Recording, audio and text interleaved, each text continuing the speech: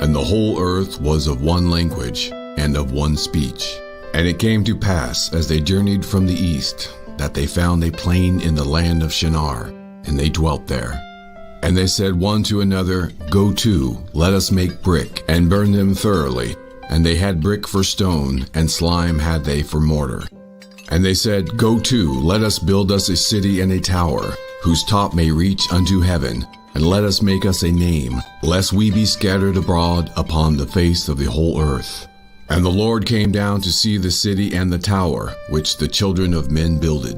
And the Lord said, Behold, the people is one, and they have all one language, and this they begin to do. And now nothing will be restrained from them, which they have imagined to do.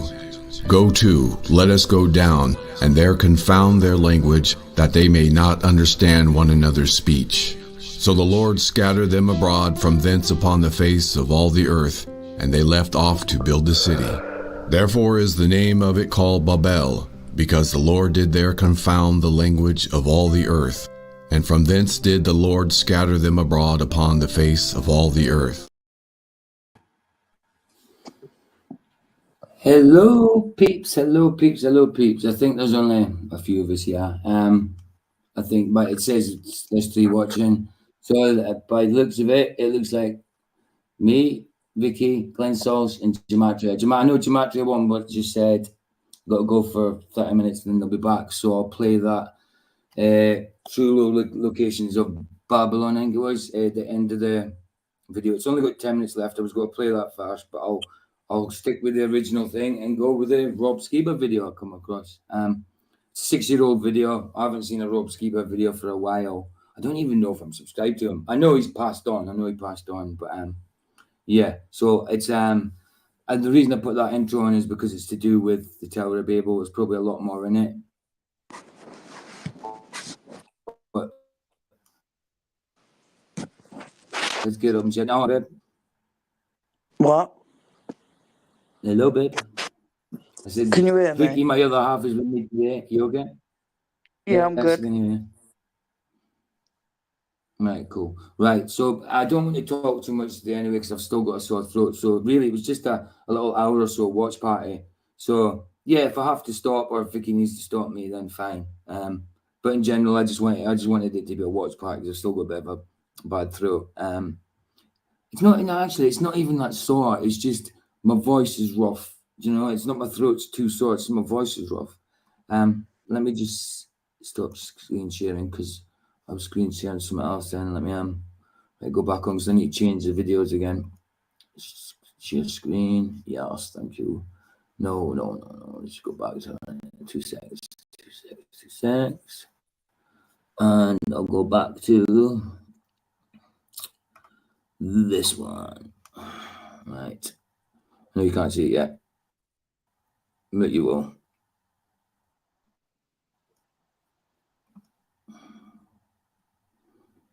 Right. Lovely. Thank you. Right. Here's that one. And share.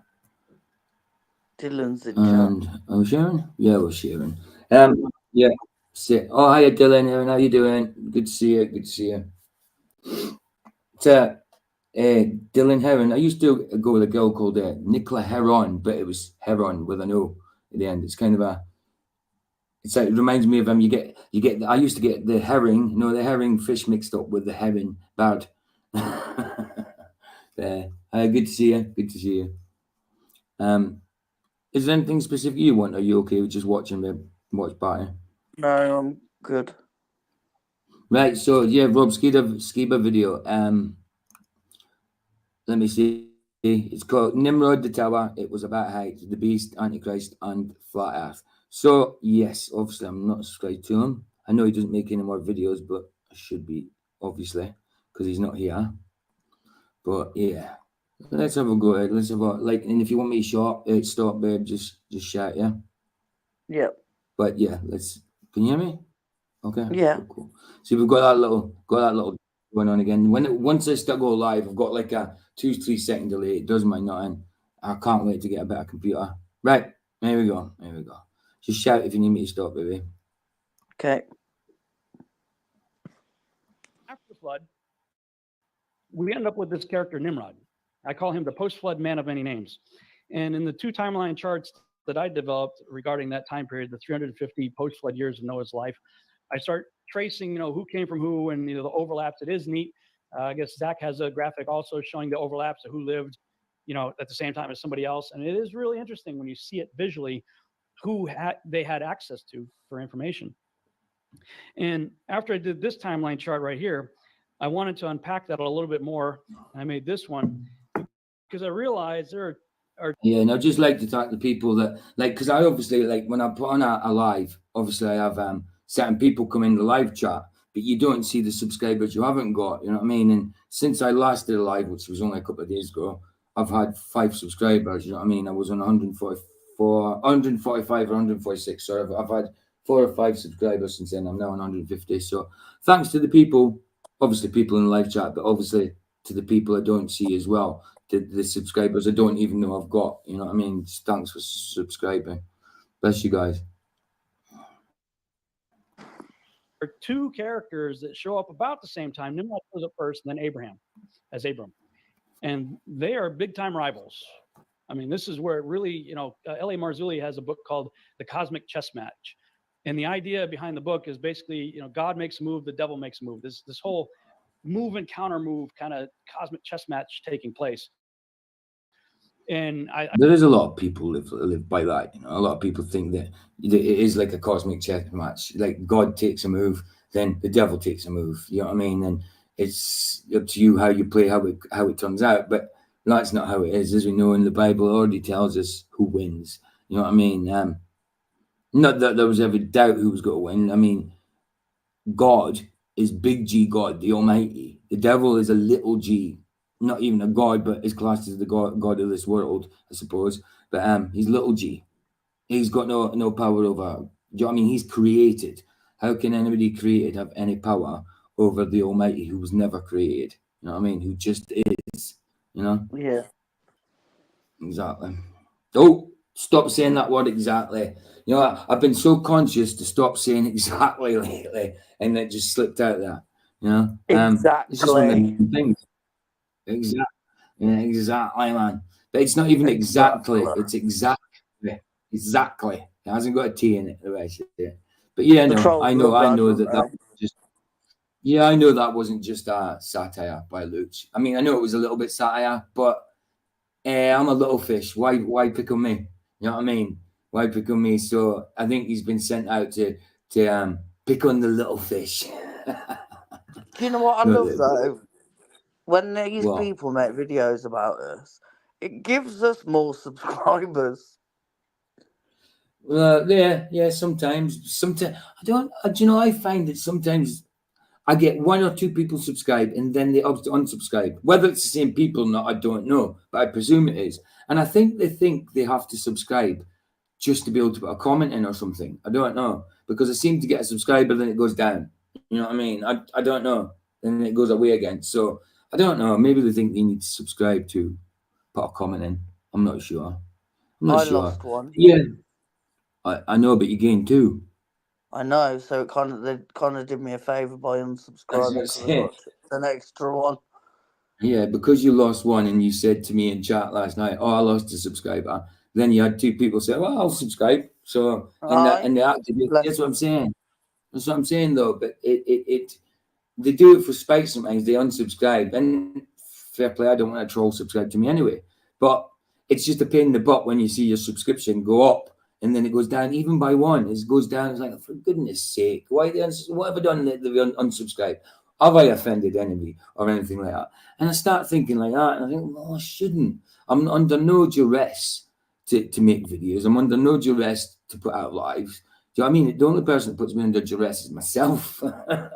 So I mean, and that's it. I think on my channel, I think some of them are waiting for me to do a comeback from that video that Vile thing did.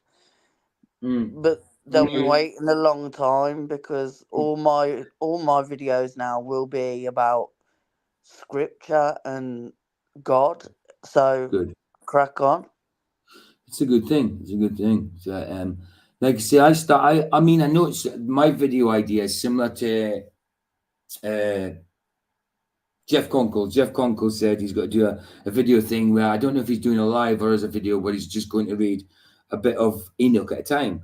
But before he came up with that suggestion, I was like, yeah, I kind of thought of that myself, but I was just thinking of the Bible. And I know it's not for other people because other people know the Bible and all that. It's just for myself to get me back into reading the Bible more. Like I was going to put out a video of every day or just every couple of days reading a chapter of Genesis, a chapter of the Gospels, a Psalms, and a proverb, or a Song of Solomon, or a what's the other one? What's the other one? It means like complaining. Lamentations. Either one of them or something. So I was going to do one from the Old Testament, like a chapter Old Testament, chapter New Testament, Psalms, proverb, or whatever, something like that, until I'd read the full Bible and do it as a video kind of thing.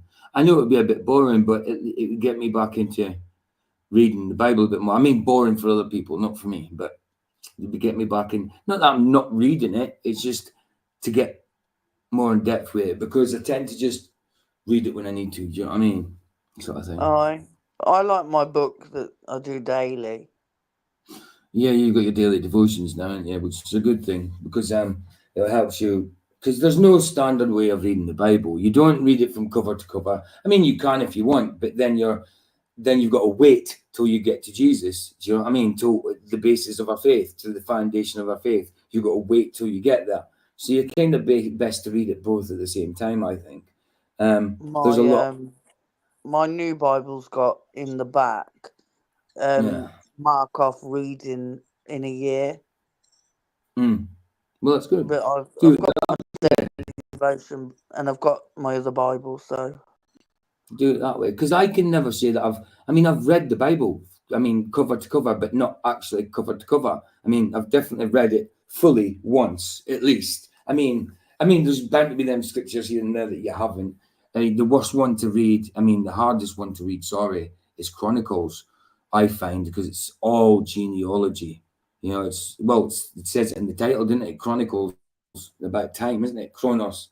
You know what I mean? It's all about people's times and stuff, like genealogy, and it's this begat that, and had this, and had that, and had that, and had that kid, and it tells you all the families who had who, and it goes through the load of genealogy. And it's good in a way, because then people can count out how many years went by just by genealogy. And I think that's kind of how they come up with 6,000, 7,000 years for since creation. But it's not easy to read when you're just reading out genealogy. It doesn't flow very well. This person begat that person begat this person. Do you know what I mean? It doesn't flow very well. It's hard to read. It's same as Leviticus, the Levitical laws. They're interesting, but they're hard to read. Like about you separate this part of the intestine, you scrape this away, and grain offerings and all that kind of stuff. Yeah, I enjoy the Bible as well, Dylan. It's sometimes it feels like a chore. You know what I mean? It feels like I have to do this because I'm a Christian. I want it to get back to the point where it's like, I can't wait. You know what I mean? That type of thing. You know it so well though. Like you know your scripture. Yeah, but you, and I don't know how you remember it all, because for me, like I've got my new Bible, but in my old Bible I've got bits where I've had to stick labels in so I remember what's what, because otherwise I'd just look at it and go, I can't even remember which bit I was on.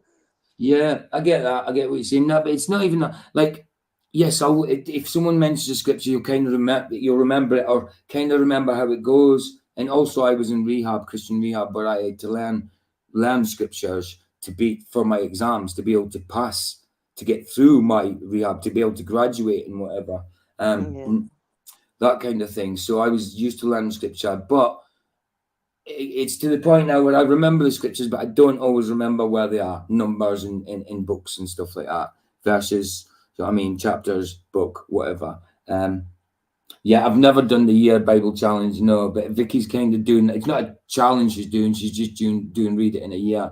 No, with the Bible, it's got a bit in the back where it shows how to read it in a year, and I think she's going for that. But I've never done the challenge at all. I've never done the challenge to read it in a year. And I mean, yes, it definitely can be done. I mean, I know someone that sat there and read it cover to cover and read it in 10 days, the whole Bible in 10 days. And that was like, yeah, he was sat in his room. I don't think that could have been healthy though, because that was just pure, just reading, just not coming out of his room and reading whilst he was in rehab. So, yeah. I think Dylan, you're spot on. Yeah, it is important to read it on your own, uninfluenced by other interpretations. Oh yeah, absolutely. But it's also important to fellowship now and again, definitely. Which kind of this is. Yeah, it's not a competition to read it as quick as you can. No, because you have to take it in and think about it. Yeah. It's not just something you can pick up, read quick, and then that's it, done. Mm-hmm. Yeah, because even with the Holy Spirit, it's not easy. It's still not an easy thing to try and understand everything. You've got to find the interpretation. It suits you best. You know what I mean? That type of thing. I think you've complicated it for me, because now I've got my daily devotions, and then I have my New King James and my King James. Yeah, it's up to you what you want to read. I mean, you just read. I would read your New King James and just see. I just like having the King James. I read New King James. Takes out the thee, thous, and all that, and the ifs, eths, and all that stuff. Then easier reading, but it's good to have it to know like where it comes from, and I like it because of obviously the Mandela thing, you know. But for when I'm studying and that, and when I'm doing my daily devotions, and obviously I have to go in and read it in my Bible. Of course. For me, it's easier to stick with my New King James because it's not pristine. It's been marked, and yeah, of course, because I marked a few scriptures, and so it was being me. Yeah. And then I've marked more. So my King James version is my best one because it's got my finger index and all that. But the New King James is what, for me, it's not a perfect book because I've marked it. So I'll carry on doing what I do in that. It's not a virgin anymore. I get you. It's not pure. Yes, some people twist the word to fit their own worldview, like Pastor Duffy. Yeah, I mean, how can he turn around and say that Genesis doesn't describe the shape of the earth? It just describes creation. Of course it does. It gives you an idea. It certainly doesn't describe a globe, that's for sure. Right, we'll get back in this video. Again, shout stop, babe. Okay. I thought that was a brilliant way of illustrating it, this whole idea of a cosmic chess match. These are the two main players on the board, as far as I'm concerned, Nimrod and Abraham. And of course, you have the Tower of Babel. Nimrod creates the Tower of Babel, and we see in Genesis 11 that the whole earth was of one language. They're all gathered together in the plains of Shinar, and they're building this thing. And it says in King James, let us build a city and a tower whose top may reach unto heaven. And let us make us a name, lest we be scattered abroad upon the face of the whole earth. And it says that God comes down there, he checks out what they're doing.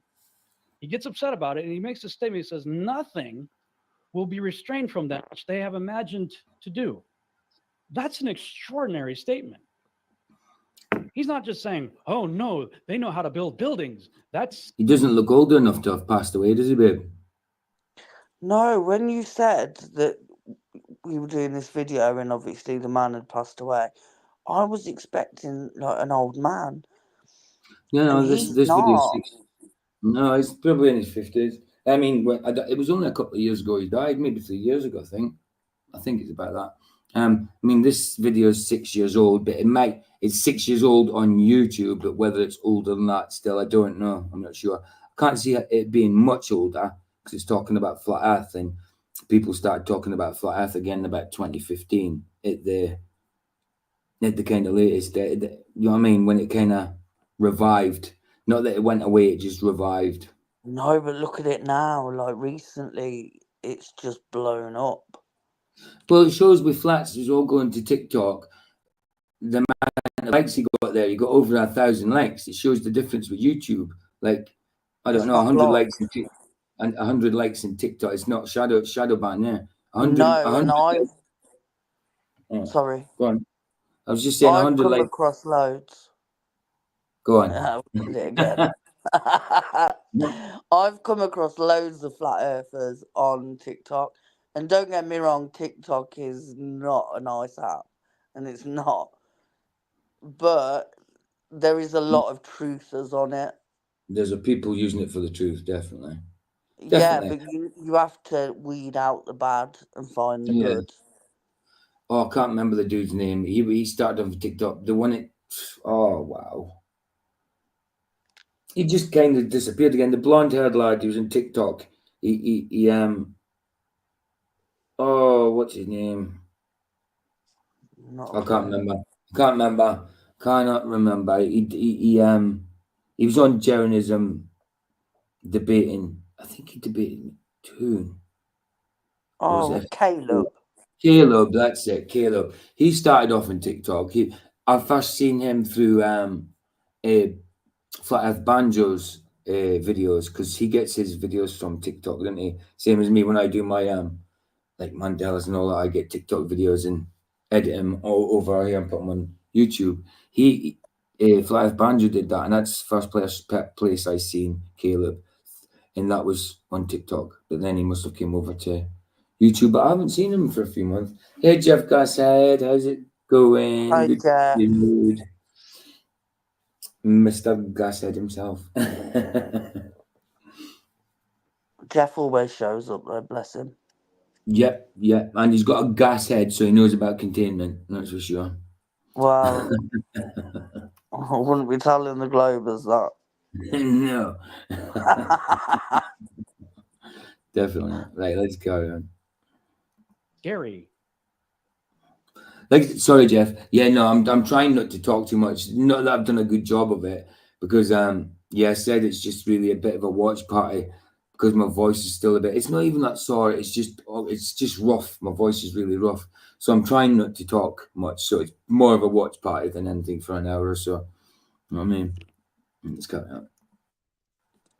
If you get into what they had actually imagined to do, and we will in a second here, you can understand why God did what he did. Now, part of what they intended to do was kill God, which I don't believe is possible. Not possible to kill God, but the other things that they intended to do. They wanted to smite God. Can you imagine that? Why would they think that's possible? Why would they even think it's possible to kill God? Somebody your that created... creator. Yeah. They were obviously... kill your creator, the creator of everything. Like, get a grip. I know. They were obviously in a land that was full of sin and all that. So, and a lot of rebellion and witchcraft. So, yeah, they probably thought because of that, yeah, let's go and smite thine creator. Not happening, dude. Not happening. No, yeah, but if you look at it like could be the the world chemtrails, now, Dylan. It could be the chemtrails, Dylan. I don't know. It really could. I'm not sure. It happens every now and again with me. And it just, my voice just seems to go to pop, but it's all croaky. Sometimes it's when I'm up all night as well. When I've been, I don't even have to be talking. I just all of a sudden I'll start talking. I sound croaky. Carry on, babe. Sorry. If you look at the world now, like from when I was a kid, and people, a lot of people used to go to church on a Sunday, and then my generation kind of, God was kind of, and that whole thing was pushed as just rubbish. Do you know what I mean? Yeah. And a lot of people have been turned away from God because of the world we now live in. It's scary, and like some of us luckily come back to God, but sadly for others they don't, and people live in the here and the now, but also you need to remember where you come from. Do you know what I mean? Where everything came from. Absolutely. It's like, ooh, look at that. I knew I wasn't prepared. My ticker's not up. Can you believe that? My ticker is not up. Can you believe that? That is terrible. Is that the right one? Yeah, that one at the bottom. I knew there was something missing. There it is. There it is. I could tell when there's something missing. It just seems empty without it. Very empty. Right. Right, play the video. I'm playing it.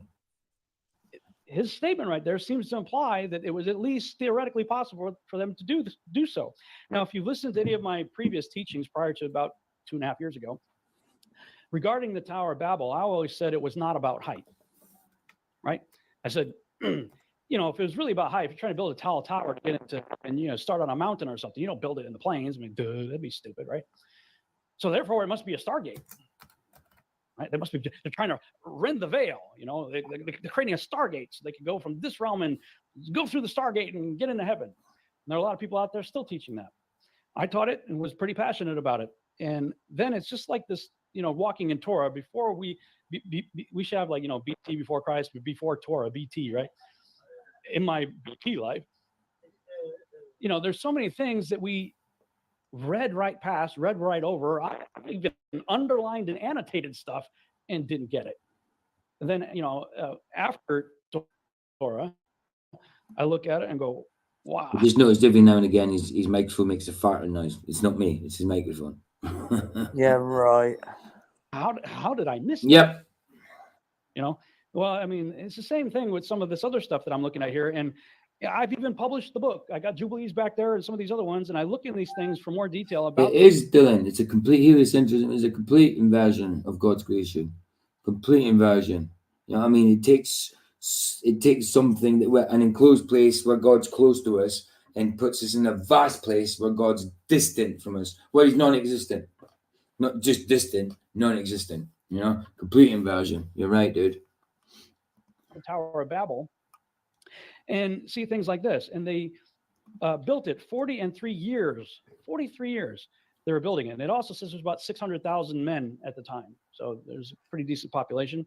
Its breadth was 203 bricks, and the height of a brick was a third of one. Its height amounted to 5,433 cubits and 2 palms. The extent of one wall was 13 stades, and of the other 30 in Jubilees 10:21. Note, 5,433 cubits equals 8,150 feet. Another guy I stumbled across, his research, Alfred Edersheim, wrote a book, Bible History, Old Testament, chapter 8. He says, of the magnificence of Babel. So cubits are roughly 1.5-ish, I think. Yeah, about 1.5-ish. But there wasn't I think there were 2 types of cubits used back then. I think that's when a lot of people say the Bible got pi wrong. I think it might be something to do with the type of cubits they used. I'm not sure. Hey, Gematria, how you doing? That was less than half an hour. That was quite quick. Yeah, what we'll do is get through this one then, since it started, and then because I'm trying not to talk as much, and then the true location of Babylon is only 10 minutes left, and I'll put that one on at the end of this, if that's cool. And good to see you, Gematria. Babel, the capital of the empire of Nimrod, the mighty hunter. It is difficult to convey an adequate conception without entering into details foreign to our purpose. I walked like a what does it say? I thought it said neurotic. Oh, and Naruto ninja. I thought it said neurotic. It was behind the heart. I couldn't see it. Neurotic ninja. Nice.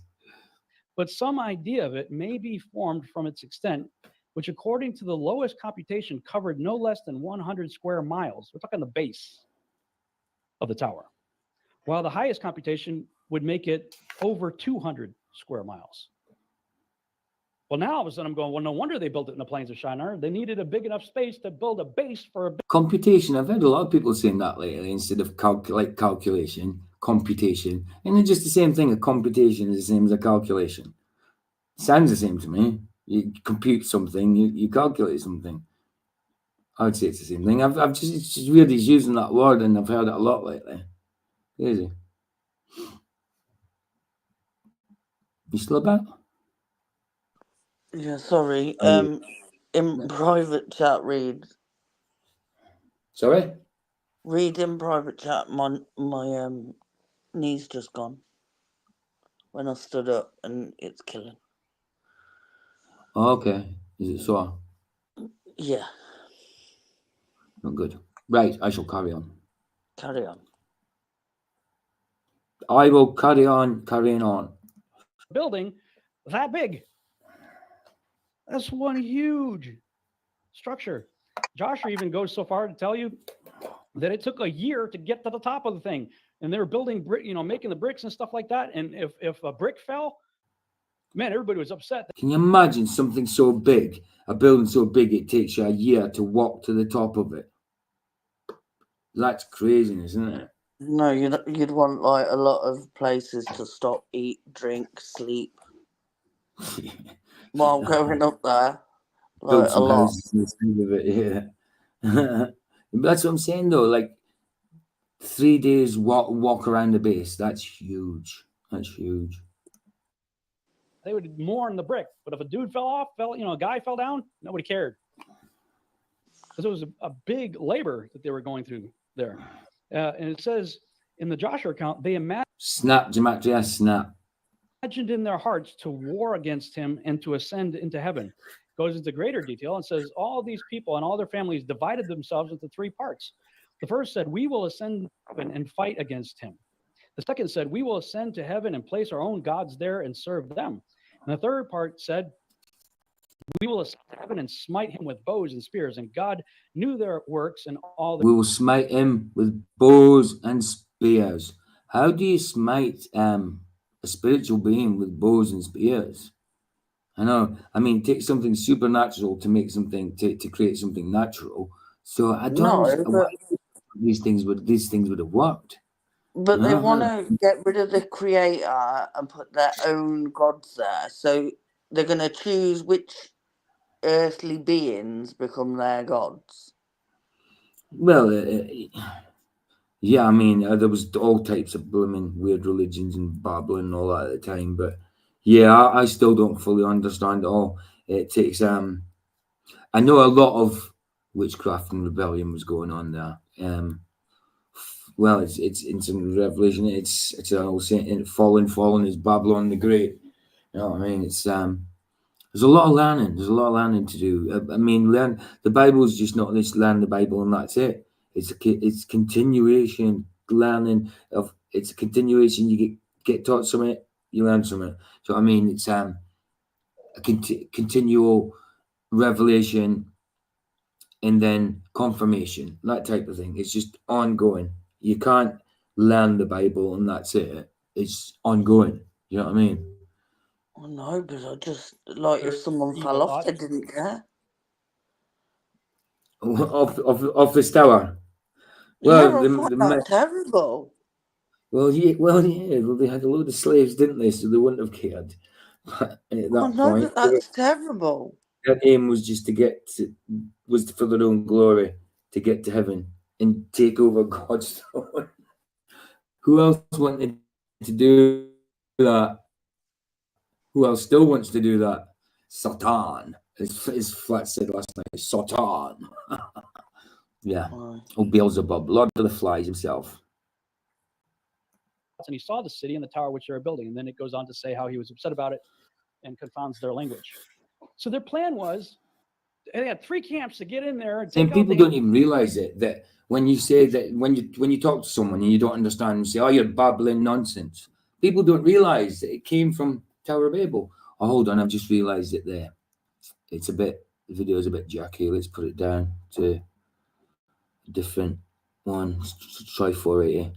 Yeah, people, that's what I'm saying. People don't realize that when you say that, what you're babbling on about, mean you don't understand them. It comes from Tower of Babel. You know what I mean? Because God scattered them and to give them so they wouldn't understand each other, give them different languages so they wouldn't understand each other. You know? So people don't. I didn't even realize it until I heard it, and I thought, oh, that's what it means, babbling. What you babbling on about? Tower of Babel. You know what I mean? So lots of wisdom comes from the Bible that we always used and our parents always used that we didn't even know. You know what I mean?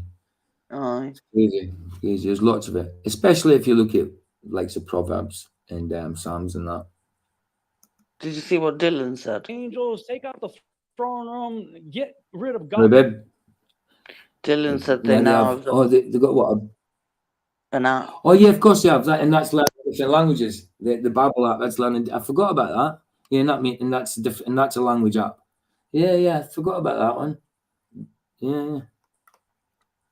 Wow. God and set up their own gods, and presumably Nimrod to be king of the everything. So we pick up in Genesis, right? He confounds the languages. Now, if you look through lots of ancient Hebrew literature, you'll see that they believe that there were 70 different languages that came out of the Tower of Babel, 70 different nations. I believe Hebrew was the original language, the language of God, and I believe through Abraham, the language of Hebrew was retained. And then you got 69 other. I believe that too. I know for sure, but I believe that. Speaking 69 other languages, and in the cosmic chess match scenario, I see sort of like this vision of God saying to Satan, okay, you want to take me on? Fine. I'll give you 69. I'll take one. Give it your best. Hitchhiker's Guide, Babelfish.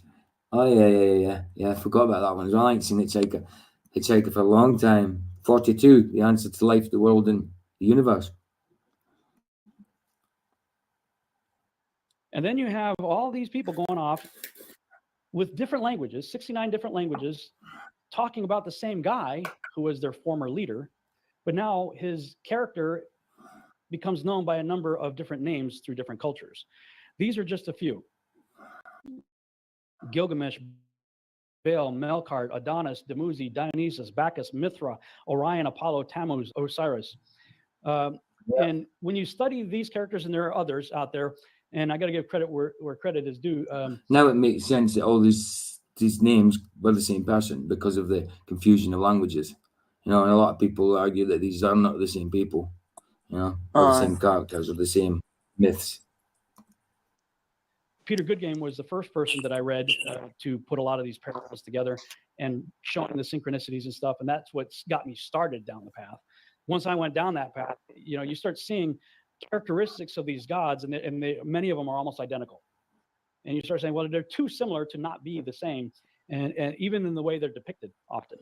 So these are just a few that I tend to focus on. And I believe this helps us to identify the beast.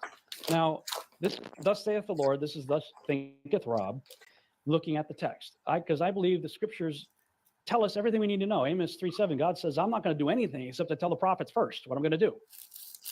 So you have Yeshua saying that the last days are going to be such that there's never been a time like it, and there never will be a time ever again like it.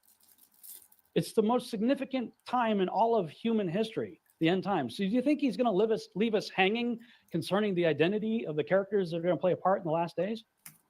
I don't. I think he's going to tell us exactly who we're dealing with. Mm-hmm. So that's the premise that I launched my research with, and takes us to a section I call Identifying the Beast. And there are lots of... Did you know Rob personally liked Gematria? Oh, did he? I didn't know that.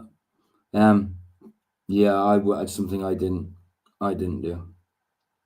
Definitely not. Scriptures that talk about the end times tyrant, the Assyrian, the beast, the lawless one, the Antichrist. I'm going to kind of work backwards. Look at Revelation 17, 8 through 11.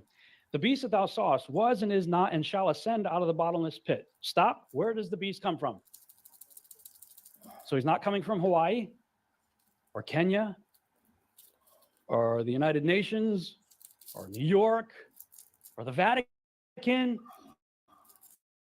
How many have you heard one or all of those is where the beast is, the Antichrist is coming? He's coming. Yeah, his microphone definitely farting. I just kept thinking it might be something here, but it's not. I've noticed it. I think it's when he maybe he breathes out a gust a bit too quickly. It kind of ruffles out one.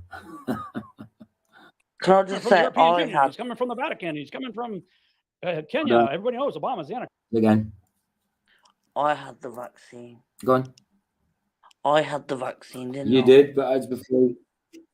You did, but as before you knew. Well, I did tell you about it. I did tell you, but you were not a believer at the time. You were not into flat Earth or anything like that, and you just thought I was talking loads of rubbish, didn't you? Yeah. But you didn't complete it, did you not? You didn't have the whole lot, did you? No, because when I had it, and I had to go on the bus, didn't I? And I felt like my throat was like swelling up, like I couldn't breathe. And I've really had social anxiety. So me sitting on a bus, I would rather sit and die than make a scene. Yeah, of course. But no, that really scared me. Like, I literally thought my throat was closing up. It was horrendous. Well, that would have been one of the side effects to it, babe. But no. Only Lord knows what was in there. Well, people do know what was in there. I don't know what was in there, but I know it was poison. You know what I mean? I wouldn't take anything. I It's still like, get things saying you need to have it. maybe try not. I mean, I'm not monetized, but try not to talk too much about that. You know what I mean? It's because just in case you get crap from they class it as do you know what I mean, medical information when we're not doctors. Well, I'm not you know giving anyone information. I'm No, saying you're what it did to me. I know that. I know you're just giving your personal experience, but I'm just saying, talk about it fine. I'm just saying, don't go into like medical information. Like, just don't say something you might regret. Do you know what I mean? That type of thing. Oh, but I get letters saying I'm meant to have 3 different ones a year. Yeah. For 3 different things, and I'm like, I don't go out, so I'm really not gonna have any of it. Yeah, they've relaxed the policy a lot. Well, yeah, I mean, the last job of any sort I had would have been a flu one, and that made me feel really unwell. So I never had one again. But that's well before I became a flat earther. I was a believer, obviously, but I never. It was about 2006, 2007, possibly. No, actually, 2005, 2006. Yeah. I don't like, because I've got an autoimmune disease. I tend to not, if someone's ill, then not to come and see me. Do you know what I mean? Yeah, of course. Because I don't want whatever germs they got. I'm good. I had some germs and they're gone, and I don't want them more. Cool. Right, let's get going. I'll try and. I've only got 10 minutes in. See, I try not to talk, and I just carry on talking, don't I? Babble. Let's watch. I babble. Yeah. We babble. Well done. Christ, I mean, we have a very Amero-centric view of prophecy sometimes. It's like every president we've had is a candidate for the Antichrist. I mean, I don't vote. I don't believe in the system. If you see my Babylon Rising material, you know why. It's just the whole thing's rigged for one thing. But I was kind of just sitting back going, I wonder what's going to happen if Hillary gets in, because I want to see all the eschatology guys out there tap dancing to explain why she's going to be the Antichrist. Because somebody's going to do it. Our president's always got to be the Antichrist. It says he's coming from the bottomless pit. I'm not going to look anywhere else but there. That's what the scriptures say. This is an open book test. Where does the beast come from? The bottomless pit. Okay. And he will go into perdition. And they that dwell on the earth shall wonder, whose names were not written in the book of life from the foundation of the world, when they behold the beast that was and is not and yet is. That's interesting. We see that a few times, don't we? The one who was and is not and yet shall be. How is Yeshua referred to in the beginning of the book? The one who was and is to come. So we have an antithesis here. The one who was and is not, but yet shall be. Is that the N1, the H1N1? Is that the flu one? Is it Gematria? Is that what I was talking about? And here's the mind that has wisdom. Right. The 7 heads, we've got this weird beast. This is one of those situations where I believe if it's going to speak in allegorical, metaphorical, symbolic terms, you need to, look at it and see, does a character show up to explain it? Otherwise, can I take it literally, or should I take it as a metaphor? Well, here we've got a symbol. We've got this beast with 7 heads. You have this angel showing up to It is. I just checked it. It is. It's the flu one. Explain it. He says the beast that he had seen, the 7 heads. Oh yeah, I remember that. Yeah, and the year after, swine flu came out. Or was it 2009? Because remember, my son being born, he was born in 2008, and before he was 1, he apparently contracted swine flu. So he had to go to Leicester from where we were at in Coventry to go and get Tamiflu. I think it was Tamiflu. The pill was called. He had to go all the way out there to get it. Yeah, I think that was to do with swine flu, though. Are 7 mountains on which the woman sitteth, and there are 7 kings. 5 are fallen, and 1 is, and the other is not yet come. And when he cometh, he must continue a short space. And the beast that was and is not, even he is the 8th, and is of the seven and goeth into perdition. Yeah. We've just been given an enormous amount of detail to understand who this character is right here. Now, you'll notice it says kings. That's because the word that's used there is the word, the word in English, kings, is basileus, Strong's number 935. It's defined as a king, ruler, emperor, etc. John did not use the closely related word basileia, Strong's number 932, which means a kingship, sovereignty, kingdom. A lot of people who teach on end times always want to make this kingdom. You know, these are 7 kingdoms. It says kings. Use the word for kings, individuals, people. 5 people have fallen. Yeah, because there's actually ministries that base themselves on the kingdoms, the 7 kingdoms rule. Wow, so it's actually just kings, right? Okay, I'll have to check that one out. Yes, now people rule kingdoms. So when they fell, maybe their kingdoms fell, but the focus here is on 5 people because we're trying to identify the beast, who is an 8th, but is of the 7, right? Because he was, is not currently, but yet shall be. So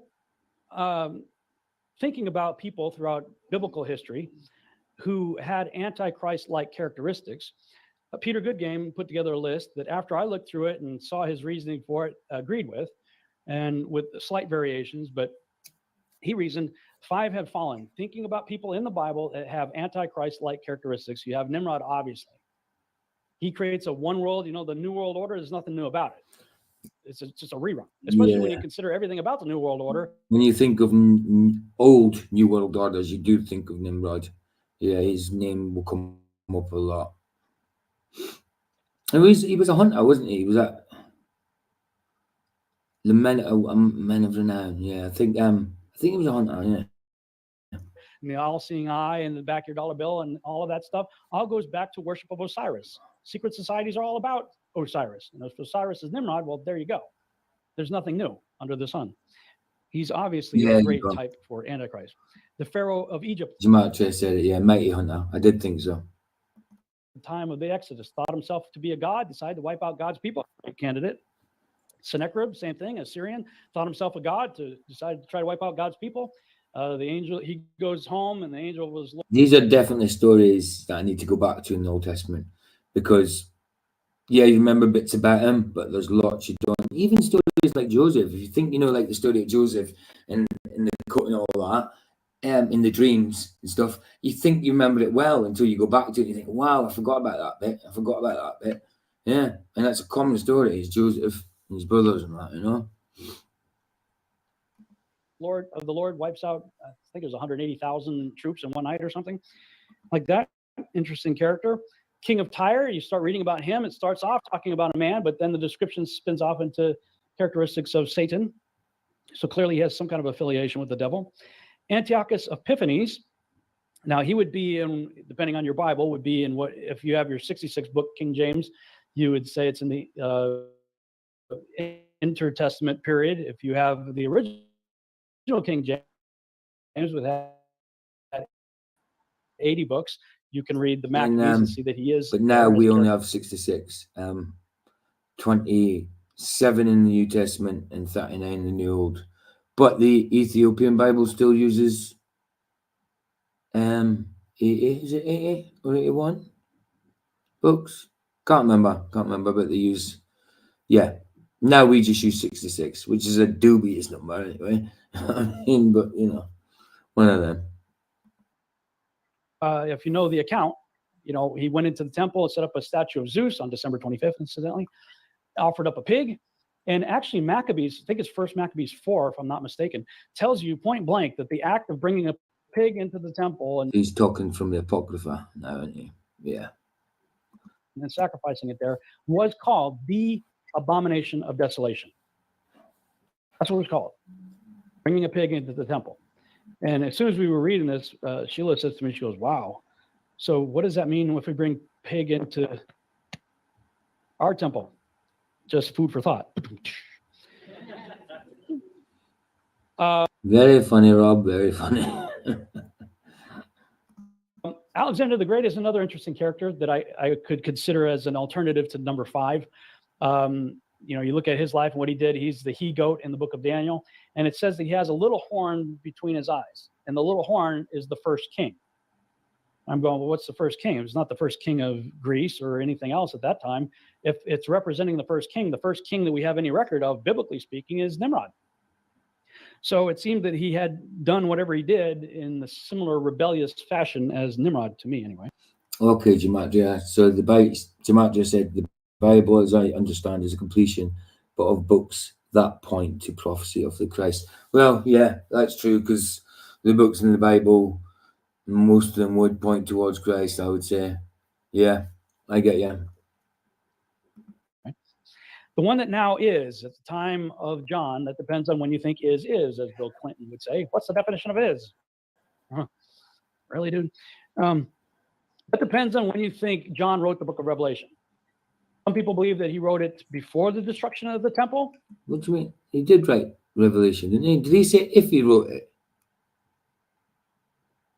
Some people thought he wrote it. Or did I misunderstand what he said? Go back. Let's go back. The first king that we have any record of, biblically speaking, is Nimrod.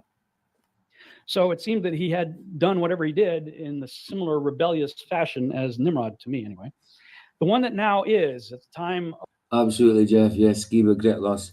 I know there was a lot of people didn't trust him, but you know, I can't. I'm not on that side because I didn't know him well enough to say that. But yeah, definitely. Anything I've ever seen of his has been great. Of John, that depends on when you think is, as Bill Clinton would say. Oh, what's the definition of is? When? Not who. Really, dude?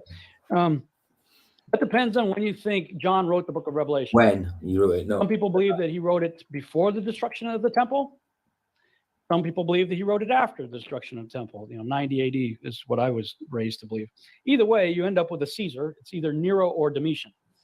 Either one are good candidates. They always thought that they were gods and certainly persecuted God's people. And then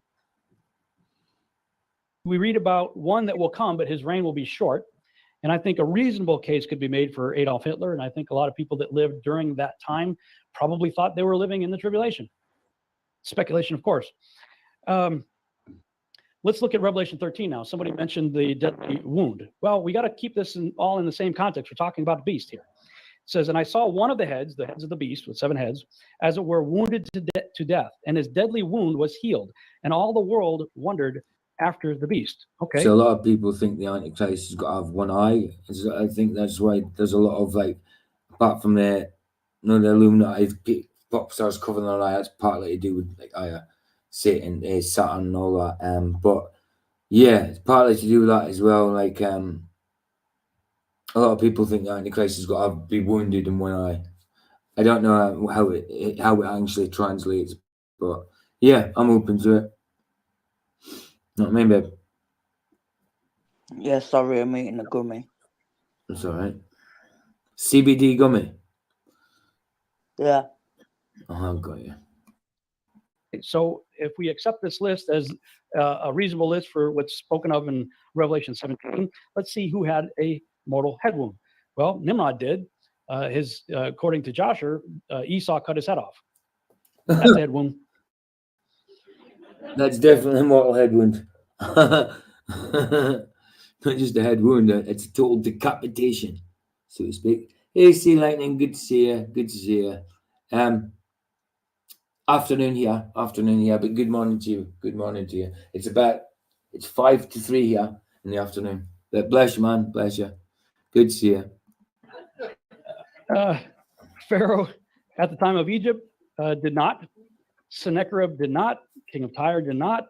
Antiochus Epiphanes, no. Alexander the Great, no. Nero, sort of. Has said that he stabbed himself in the throat, and by the Hebrew reckoning, you might consider that part of the head proper. So let's, for the sake of argument, say that he's a candidate. And according to history, supposedly Hitler shot himself in the head, although recent forensic evidence says otherwise, that the skull was actually that of a female and that he escaped to either. Isn't that a bit mad? Yeah. The people they call Antichrist, and actually Hitler's one of them, and he allegedly shot himself in the Napa skull. Yeah, that's a bit mad. That's a bit mad, that one. But correlation, you can make anything fit with correlation just by I don't know, even like, it doesn't matter how many different degrees of separation, you can make something fit by correlation. You know what I mean? Either Antarctica or Argentina, but that's a whole other seminar. So, when you look at other definitions for the Antichrist throughout Scripture, especially the Old Testament, one of the phrases or one of the terms you hear most often is the Assyrian. The Assyrian in the last days. Which one of these guys is an Assyrian? It's all you got left by process of elimination. When you look at Revelation 13:4, and they worship the dragon, which gave power unto the beast, and they worship the beast, saying, who is like unto the beast? Who is able to make war with him? That is very similar to a statement in the Epic of Gilgamesh. Again, Gilgamesh being one of the stories about this character. Who can compare with him? Kingliness. Who can say, like Gilgamesh, I am king? The concept there is, whoa, who's like this guy? And he was a giant. In fact, if you go back to the narrative in Genesis chapter 9, is 9 or 10? 9 or 10, I think it's 10, when it's talking about 10, the Table of Nations, and talking about. I just noticed, but it looks like a pilot shirt he's wearing, doesn't it? Like a shirt a pilot would wear. No, the old lapel thing. He looks like an actor. And he I does can't kind of think look who the actor is. I'm not sure, but I get what you're on about. He's got the look of an actor. No, but he looks like an actor, and I don't know who it is. Try to think. Let's see if it comes to me. I'll see if I can. If it comes to you, let me know. About Nimrod, it says that Nimrod began to be a mighty one in the earth. That's what you get in King James. If you look up the word mighty one, it's Gabor, plural being Gaborim. That word can be translated as giant. In fact, in the Septuagint, it is translated as giant. It says Nimrod began to become a giant. Now, both definitions are correct, mighty one or giant. Both are applicable to the word Gabor or Gaborim. But David had mighty men too, didn't he? And David, he was out there with his mighty men out killing giants. So what's the difference? Well, this is where I see value in using something like the Septuagint, because you have the Hebrew scholars with their Hebrew language and their Hebrew context. They know the context of their history and everything.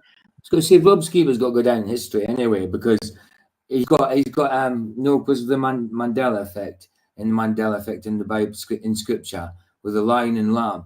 He's actually reading that. He's actually doing a sermon. I don't know what it is. Michael will have it somewhere. He'll know where it's at. But he's reading from the old King James version, and he's reading lion and lamb, but it's not lion and lamb. It's wolf and lamb, and he's actually reading from the book. Yeah, do you know what I mean? He's actually reading from the Bible, and he's reading from King James version, and he's reading lion and lamb. You know what I mean? So he's not just saying it; he's actually reading from the book and saying it. So, I mean, you can't see what his book says. Obviously, he can, but he's reading from it. So, what better residue is there than that? You know? Well, yeah, quite good. I'm sure it's Rob Skiba. Sure it is. They translate the exact same word, Gabor or Gaborim, two different ways, depending on who we're talking about.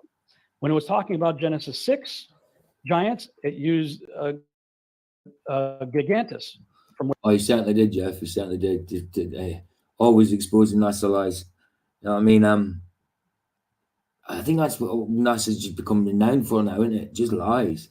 That's what the word not in Hebrew means, isn't it? Is it Nasasa, something like that? It means deceiver?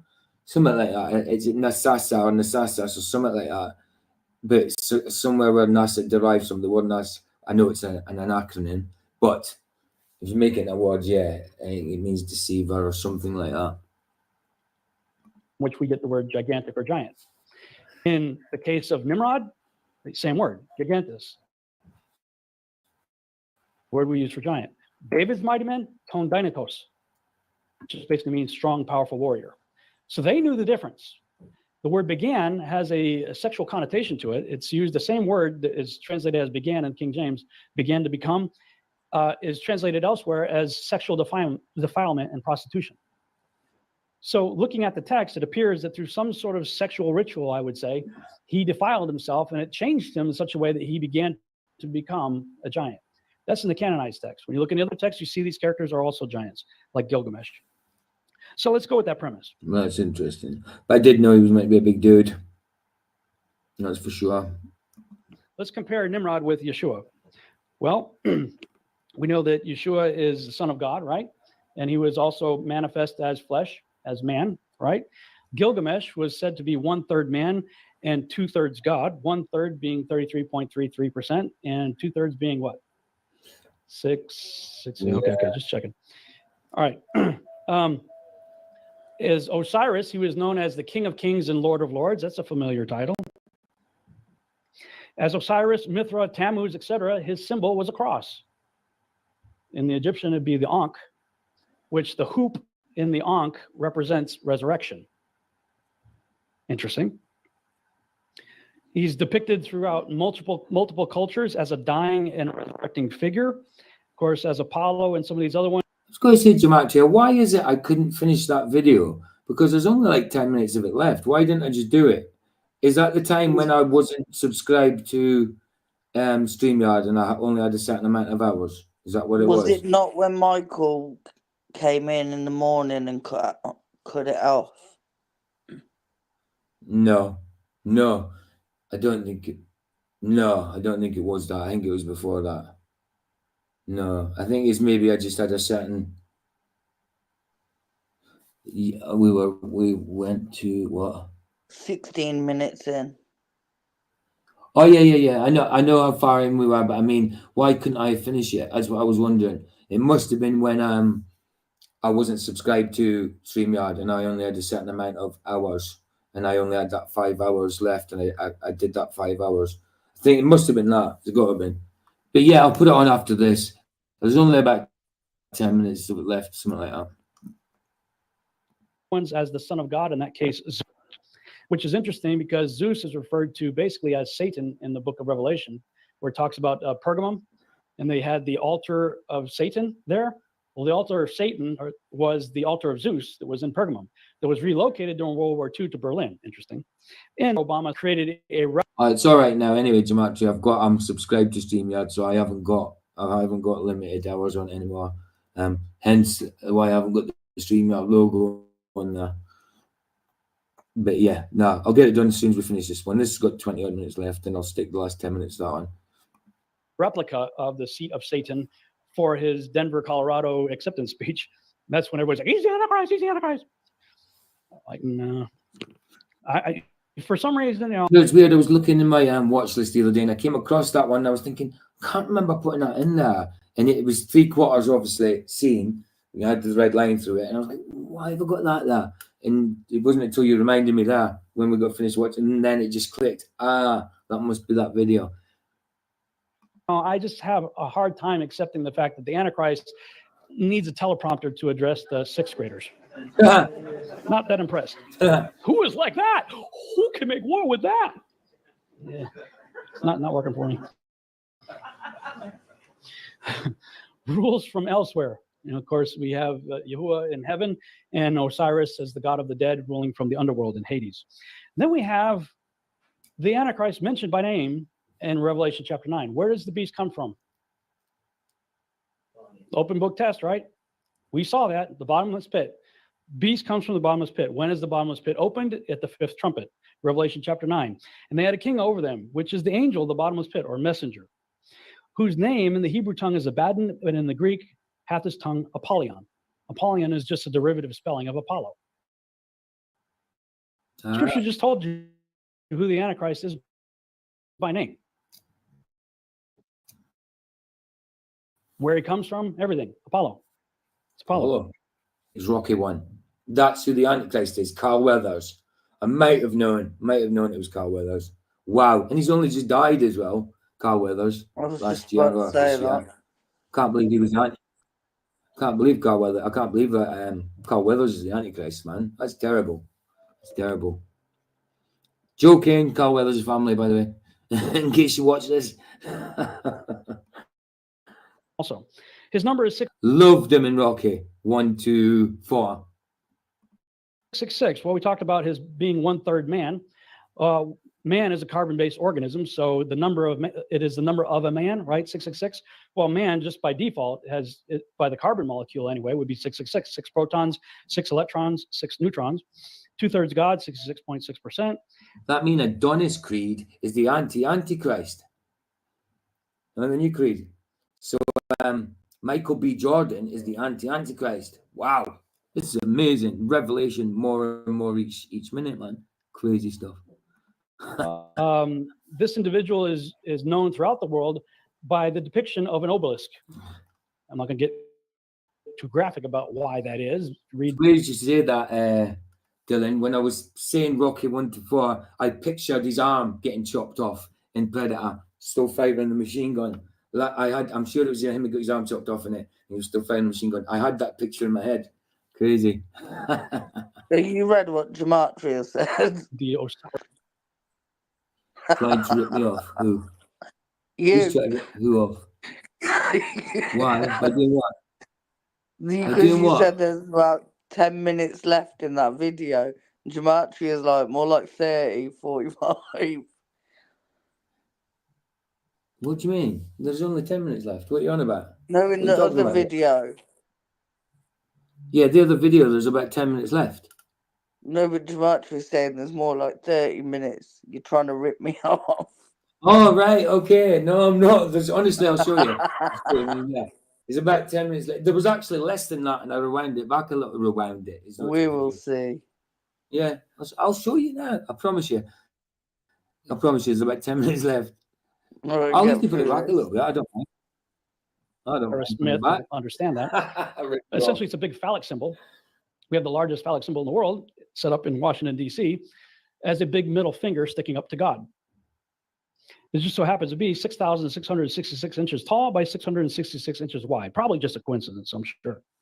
Hold on a minute. I've got to look at this because I hope I'm not looking at the wrong video. 2 seconds. I've got to look at this. Right. So I'm 22 minutes in this one. Right. I think it's hilarious. Gematria is always spot on, though. Gives you an idea of. Ooh, what's this one? Is this it? Why is it playing this one? That's not what I wanted. Right. Oh, will you stop? It keeps going back. Osiris Smith, you'll understand that. Stop. Essentially, it's a big phallic symbol. Stop. We have the largest phallic symbol in the world, set up in Washington, D.C., as a big middle finger sticking up to God. Right. Wow. Not playing the game. It's not playing the game. Right. I've got to have a look because, right, make sure it's the right one.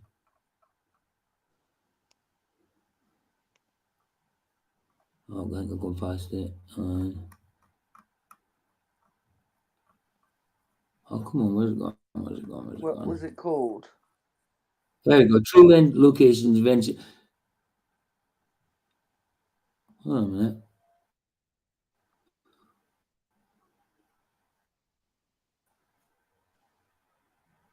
Gives you an idea of how it. 35 minutes in, 45 minutes. See, there's 10. I did say, look, there's only 10 minutes left of it. Gematria said. I definitely remember getting to here. If I go back there, if I back up to 16. Aye. You sure you didn't disappear, Gematria? Because we have definitely seen up to here. Because I remember seeing these mountains here. Look, if I go to these mountains here, I'll definitely back up to 16. I'm fine backing up to 16. I'll do that now. Let me finish Rob Skiba and I'll come back to this. Right, I've backed up to 16. Can't believe you're trying to cheat me. I nearly said she then. Since he's trying to cheat me. No. Right, no, back to Skiba. Where is he going? Where's Skiba gone? Did you see what Gematria said? What? Gematria said, nope, back to 16. That's back to 15. That's back to 15.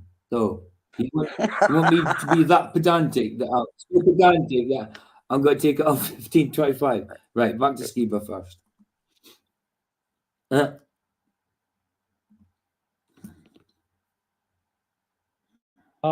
This individual is known throughout the world by the depiction of an obelisk.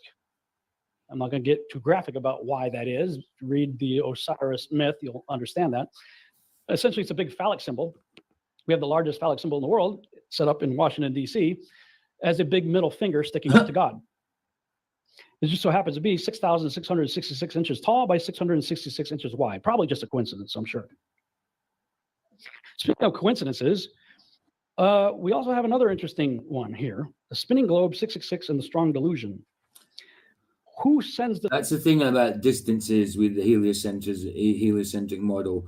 Everything in one way or another equates to 666 somehow. Either with the axis of the Earth's tilt, you know what I mean, that type of thing, to the sun, to, like, if you do sort of like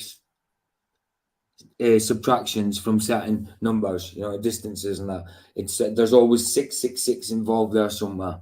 You have to get it in there. You have to get it in there. The strong delusion. God does. Why? Go to 2 Thessalonians chapter 2. The coming of the lawless one, the beast, the Antichrist, will be, and it's interesting that he's called the lawless one too, isn't it? Sheila's always like, you know, if we're not supposed to be keeping the Torah, why does God make a big deal out of a lawless one? You know? And all of our holidays, quote unquote, beast feasts, go back to this guy, December 25th. Yeah, it does depend what you mean by giants, doesn't it, Jeff? Because like you get giants and then you got titans. You know, I mean, titans, like the heads would touch the sky. They're like a mile high, or you know what I mean? Yeah, there's a difference between giants and titans. I don't know if that's what you're talking about, but yeah, giants can be like anything from 9 foot above. You know what I mean? Well, a giant to me is somebody 7 foot or more. Mine's quite common to be 7, not common, but you see people that are 7 foot quite a lot. You know what I mean? But yeah, there's a difference between giant and titan. And I do believe that some of these big rocks were people. I mean, into the ground, petrified, and they were huge. They were huge. Dying, resurrecting sun god of antiquity, all that stuff goes back to this guy, the lawless one. The people who are doing the Christmas and Easter, Xmas and Ishtar Day, are the same people typically that are arguing against what we're talking about here this weekend. It's the theme from evil. Well, that goes back to the lawless one. The coming of the lawless one will be accompanied by the power of Satan. He will use every kind of power, including miraculous signs, lying wonders. Ooh, look at the Hubble pictures from the space telescope. And every type of evil. There you go, Jeff. There you go. Look at the pictures from the Hubble telescope. He had to take the mic there. Yeah. There you go. He loves exposing us, like you said. Deceive those who are dying, those who refuse to love the truth that would save them. For this reason, for the reason of people not wanting... Titan's larger than the supposed Earth. Well, yeah, I suppose. I mean, we don't, as a flat Earth, we don't know how big we are. So, yeah, as the supposed heliocentric Earth, I suppose a Titan could be. Yeah, definitely. If you think about that tree was meant to be huge. That was so big. So, yeah, absolutely. Titans are massive. Were massive. And I do think there's definitely evidence for them. Well, there's evidence for big giants anyway. That's for sure. To believe the truth, it says God will send them a powerful delusion so that they will believe the lie. Then all who have not believed the truth, but have taken pleasure in unrighteousness, will be condemned. So much of the globe model, and I'm going to show you this to you in a minute, points to the number 666 over and over and over again. This is about the lawless one, whose number is 666. Lots of signs and lying wonders, I believe, come from NASA on a regular basis. But by way of review, let's just go back and see what the scriptures have to say. And since I'm the village idiot, I'll let Dr. Michael Heiser start this off. Proverbs 8, when he established the heavens, I was there when he drew a circle on the face of the deep. Circular. He made firm the skies above, so on and so forth. Here's an interesting one. He has inscribed a circle on the face of the waters at the boundary between light and darkness. How do you inscribe an orbit? Yeah. Hold that thought. Let that one No, it is a good thought, that one. Because you can't inscribe an orbit. No. Bounce around in your noodle for a while. We'll come back to it. Mm-hmm. When you consider the numerous scriptures that reference the heavenly luminaries in motion and combine it with the many scriptures that describe the earth as being set... This must be the flat earth segment of the video. on a firm foundation of pillars, fixed and not moving, plus the fact that Isaiah's circle was inscribed, if we were to employ the principle of Occam's razor, clearly the position that requires the fewest assumptions is that of the circular, still flat Earth. Yeah. Everything else is wishful thinking at best. And that wishful thinking requires constant mental gymnastics, as we will see over the course of this series, in order to justify the spinning heliocentric globular Earth mentality. That's where your cog disc comes from, the mental gymnastics you have to do to make the heliocentric model fit. It's just ridiculous. And once again, let's go to Bible.cc, shall we? And look at Isaiah 40:22. And I'm using this function right here. You could also use the parallel function right here for English. These are all the English Bible translations. Okay. New International, circle the earth. New Living Translation, circle the earth. English Standard, circle the earth. New American Standard, circle the earth. King James, circle the earth. Holman Christian Standard, circle of the earth. International, he who sits on the disk of the earth. Net Bible. Oh, that's interesting. They come up with horizon, which is not what the word Hug means. New Heart English Bible, he who sits above the circle of the earth. God's Word Translation, enthroned above the earth. They just throw the word out all together, I guess. JPS Tanakh 1917, circle of the earth. That's Jewish. That's the Jewish guys right there. They might know their own language. You call me crazy. I know it's insane for me to suggest such a thing, but these Jewish scholars who took their own Hebrew scriptures and turned it into their English version, the JPS Tanakh Bible, they said circle of the earth. They didn't say reeling, rock and rolling. Yeah, Dylan, most history is not what we are told. No, history is written by the winners, and that's a true say, that is. We don't know half of what went on. I do say some of what we are told is true, but mixed in with a load of lies. Like when somebody says something about somebody else, and you have one person's version, the other person's version, and the truth in the middle. History's like that. Yeah. Oh, I see what you said in private chat earlier. I'm going for a pee. Brilliant. Thanks for telling everybody. It's all right. Terrible. She went for a pee. She went for a pee at 3:12. By the way, I'm on the message. Yeah. Sorry, what were you saying again? I was just saying. So there's 3 versions of the truth. Yeah. There's loads. So when different people are saying stuff about people in the past, we don't know we have to decipher what's true and what's not. Yeah, exactly. Behold, I give the synagogue of Satan, who say they are Jews and are not, but do lie. Yep. Orbiting, spinning globe sphere Earth. They said circle of the Earth. Definition gets better if I go like that, just for the vet. New American Standard, vault of the Earth. That's interesting. They threw the word vault in there. Very well. Jubilee Bible 2000, circle of the Earth. King James 2000, circle of the Earth. American King James, circle of the Earth. American Standard Version, circle of the Earth. Dewey Rhymes Bible, upon the globe of the earth. Oh, that's interesting. Dewey Rhymes. Well, that would be following on the heels of the Copernican revolution. So that doesn't really surprise me, especially since this is a Catholic Bible. Copernicus' theory of a heliocentric universe was well known at the upper strata of the Catholic Church in his lifetime. While he preferred his theories published after his death, he ultimately agreed to publish his manuscripts on the persistent appeals of high church officials. The necessity to change public conception from an accurate belief in a flat, enclosed earth to a false belief grew slowly.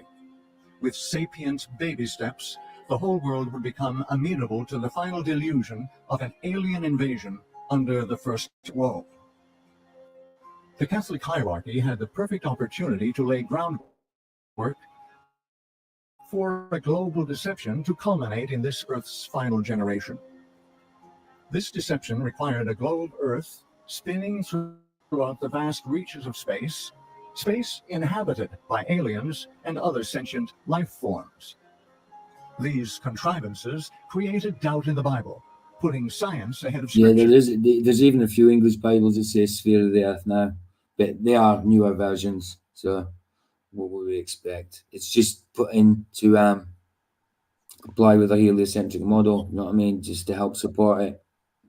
We know it's an afterthought by them. We know it hasn't originally said that, it was circle. Some Bibles actually say the range of the earth. Yeah. Have you seen I Which changed my advises name? mankind the earth is enclosed and unmoving. They also Sorry, babe. I changed my name. Did you? To what? I'm not in StreamYard at the minute. Vicky, Miss Mod Vicky Queen Miss Bee. Mod. Wow, is that what it's got to be in YouTube as well? No, just in Or is here. this just in? All right, okay, got you. Because if people think don't Vicky- know and I comment, obviously I'll comment as Miss Mod Queen Bee. I don't comment as Vicky. Yeah, just like they've changed firmament to sky. Yeah, definitely. Like they've changed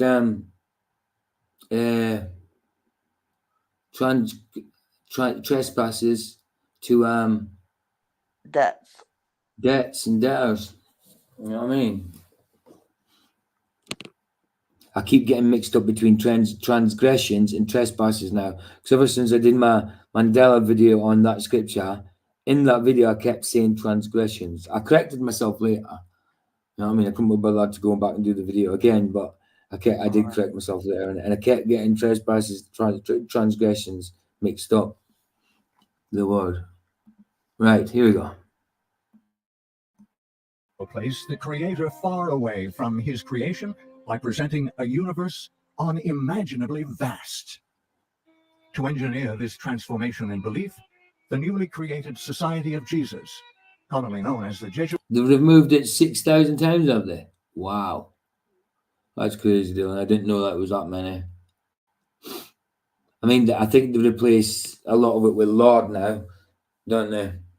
And sometimes not even with a capital L. Jesuits became the agents of change. Following Copernicus' publications, it is probable the Jesuit order has produced more astronomers than any other demographic in Europe. That, ostensibly, a religious order should produce so many scientists should cause surprise.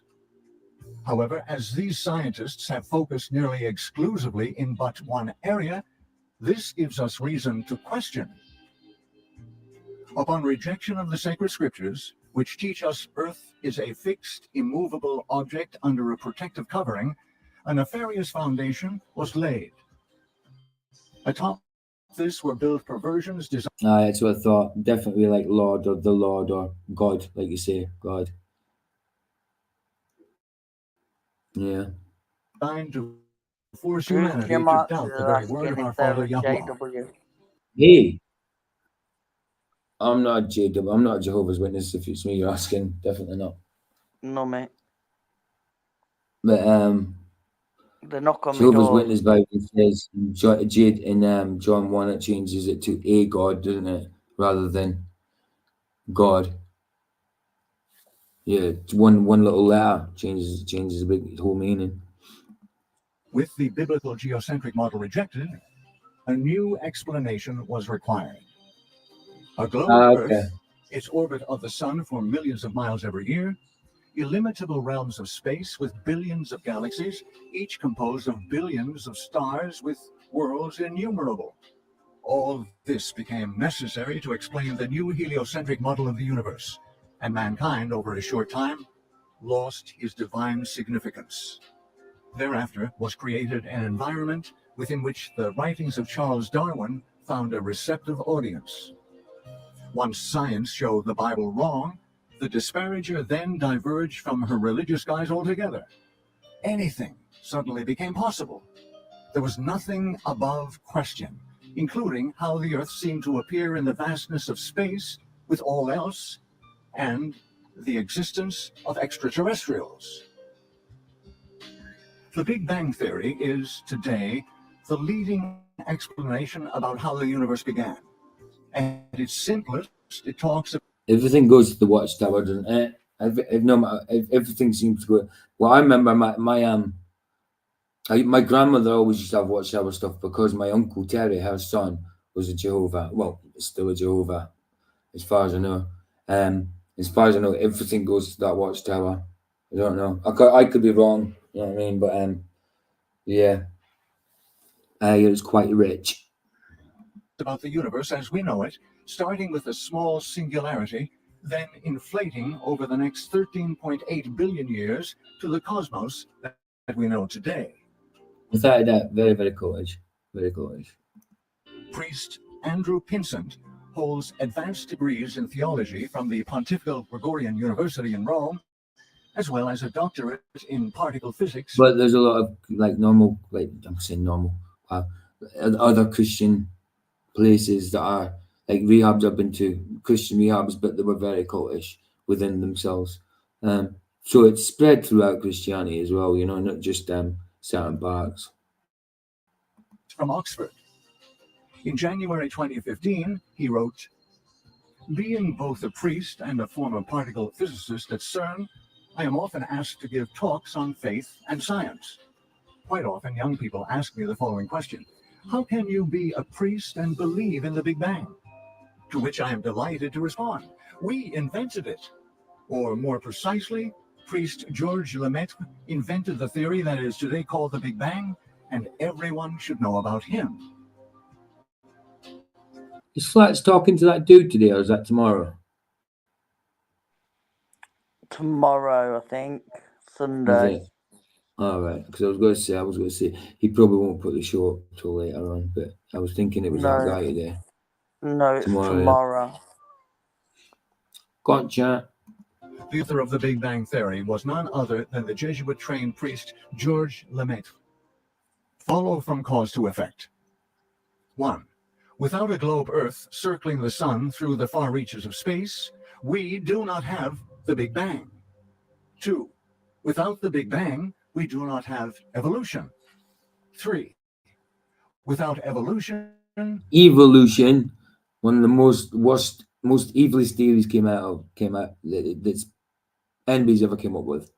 Ridiculous. It's not even a good concept. It's ridiculous. We are more likely to accept creation as an act of intelligent design by a divine creator.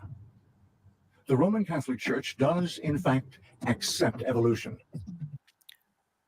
So that's interesting. Darby translation, circle of the earth. English revised version, circle of the earth. Webster, circle of the earth. Captain Definition Man himself, circle. World English Bible, circle of the earth. Young's literal translation, circle of the earth. Okay, now let's get really crazy. Let's go ahead and click on multi and go past the English. Check for yourself. Check multiple languages, okay? They're all saying the same thing, and they're not saying anything about reeling and orbiting and rotating. Going in a circle, as in motion. They're describing a noun, a shape, circle, not sphere. None of these guys, except for Dewey Rhymes, came up with anything even remotely indicating a sphere here. Not one of them gave us any indication that Isaiah meant to say that the earth is spherical or revolving, reeling, orbiting, or in any other form of movement. Nope. Rather, they all indicated the simple, straightforward, circular nature of our world in the mind of the Holy Spirit-inspired authors of Scripture.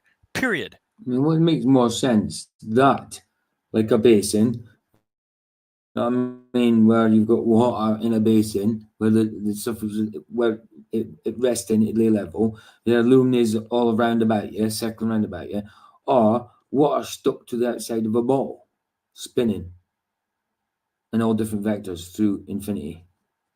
It makes more sense that a basin of water. Basin of water makes more sense to me. You know what I mean? Templar Christian. What's that? Oh, you mean, yeah, the guy that Flats is saying. Is that what you're on about? Babe. Yeah, sorry, I was muted. Yeah, the guy flat you're under. Is that who you're talking about? Yeah. Yeah, he's a Mason. He's apparently he's high up in the Masons, but allegedly he's a Christian as well. I don't know how that works, but apparently he is. And Flat says he's a decent enough dude, so we'll see. We'll see what he's got to say.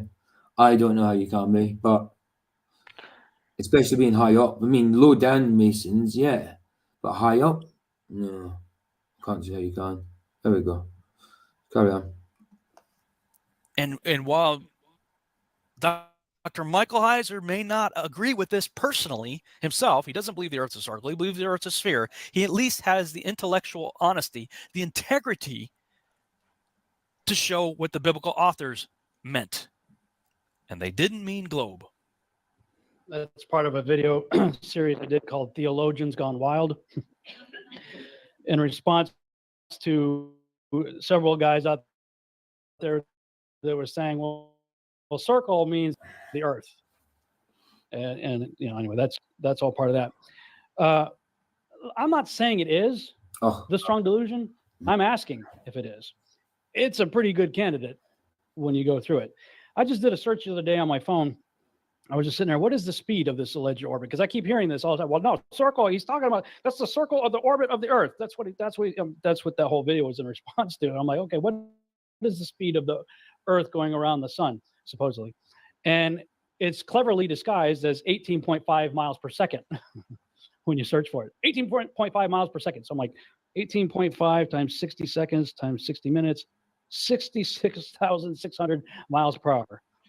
What a surprise. Huh? Interesting. Supposedly this globe that we're on is 25,000 miles in circumference, which amounts to 8 inches per mile squared is the math. 8 inches, of course, being 0.66. Mr. Alan Norstrand, how are we doing, pal? Good to see you, man. Good to see you. Thanks for coming. Is your face cleared up yet, dude? Ooh, you sounded well tonight. You sounded well tonight then. Speak again. Just coming. I was muted. Okay. Okay. And I just because I was in chat and I just wanted to say, hi, Alan. He's my fave. He's your fave, is he? Yeah. Nice. Love Alan. Oh, is your face cleared up? Only because he gives you lots of flowers and stuff. Alan's the best. Yeah. Is he now? You shouldn't say that. People get jealous of favoritism, man. I love everybody, but Alan and Moomin are my favourites. Ian Henry, Jimenez, good to see you guys. Good to see you. It's a nice one for coming. 6 of a Don't foot. tell anyone that though. 10 miles being 66.66. Don't tell everyone that Alan's a favourite. Everyone just heard you. I'm Moomin. Well, 10 people anyway. 10 people. I'm my Moomin. 10 people heard you. Love my Moomin. And whoever watches this afterwards. Oh, you love Moomin as well. Moomin's not here today.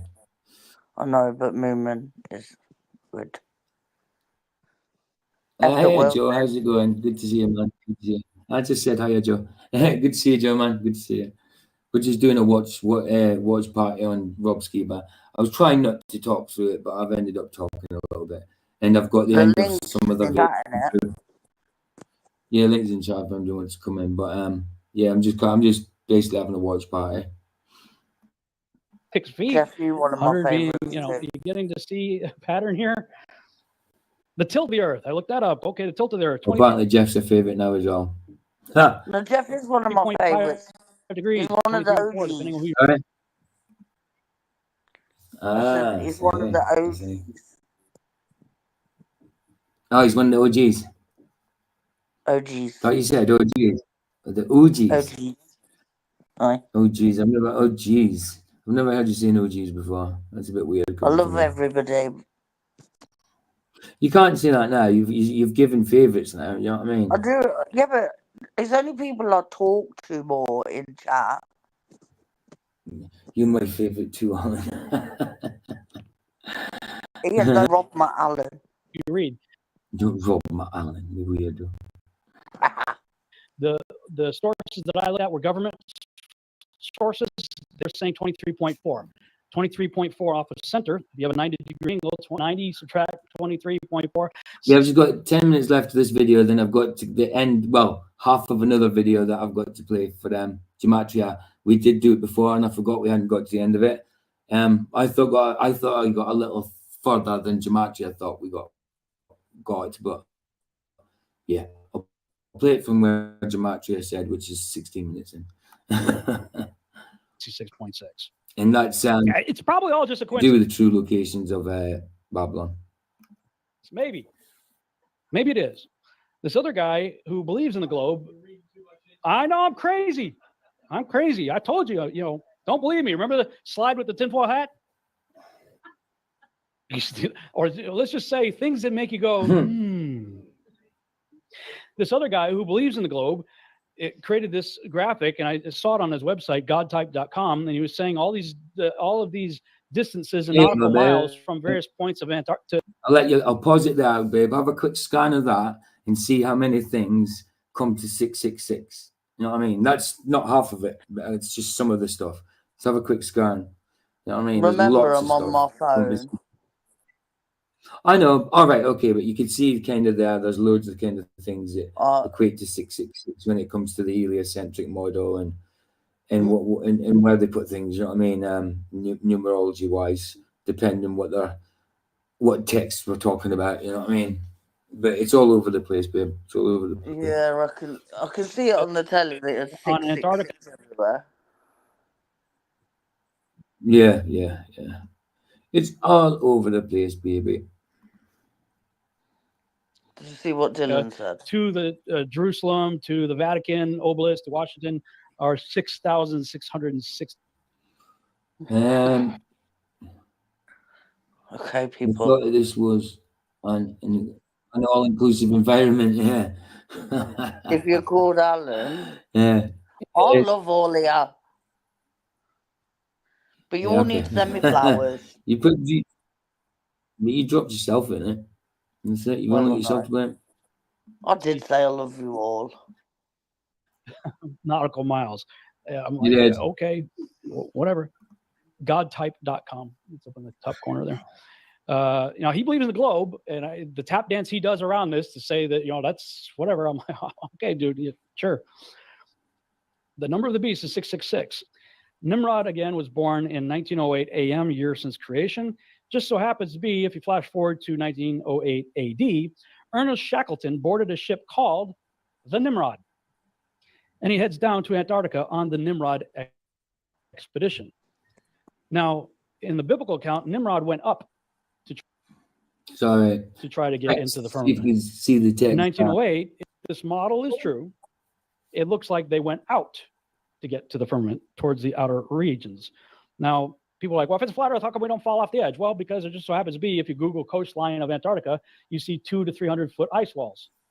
That would be the outside of the circle, so to speak. Well, never been to the edge for a start to be able to fall off of it, but we're contained. So how would you be able to fall off of it? We've got gas pressure, we're contained. You're not going to be able to fall off the edge of it.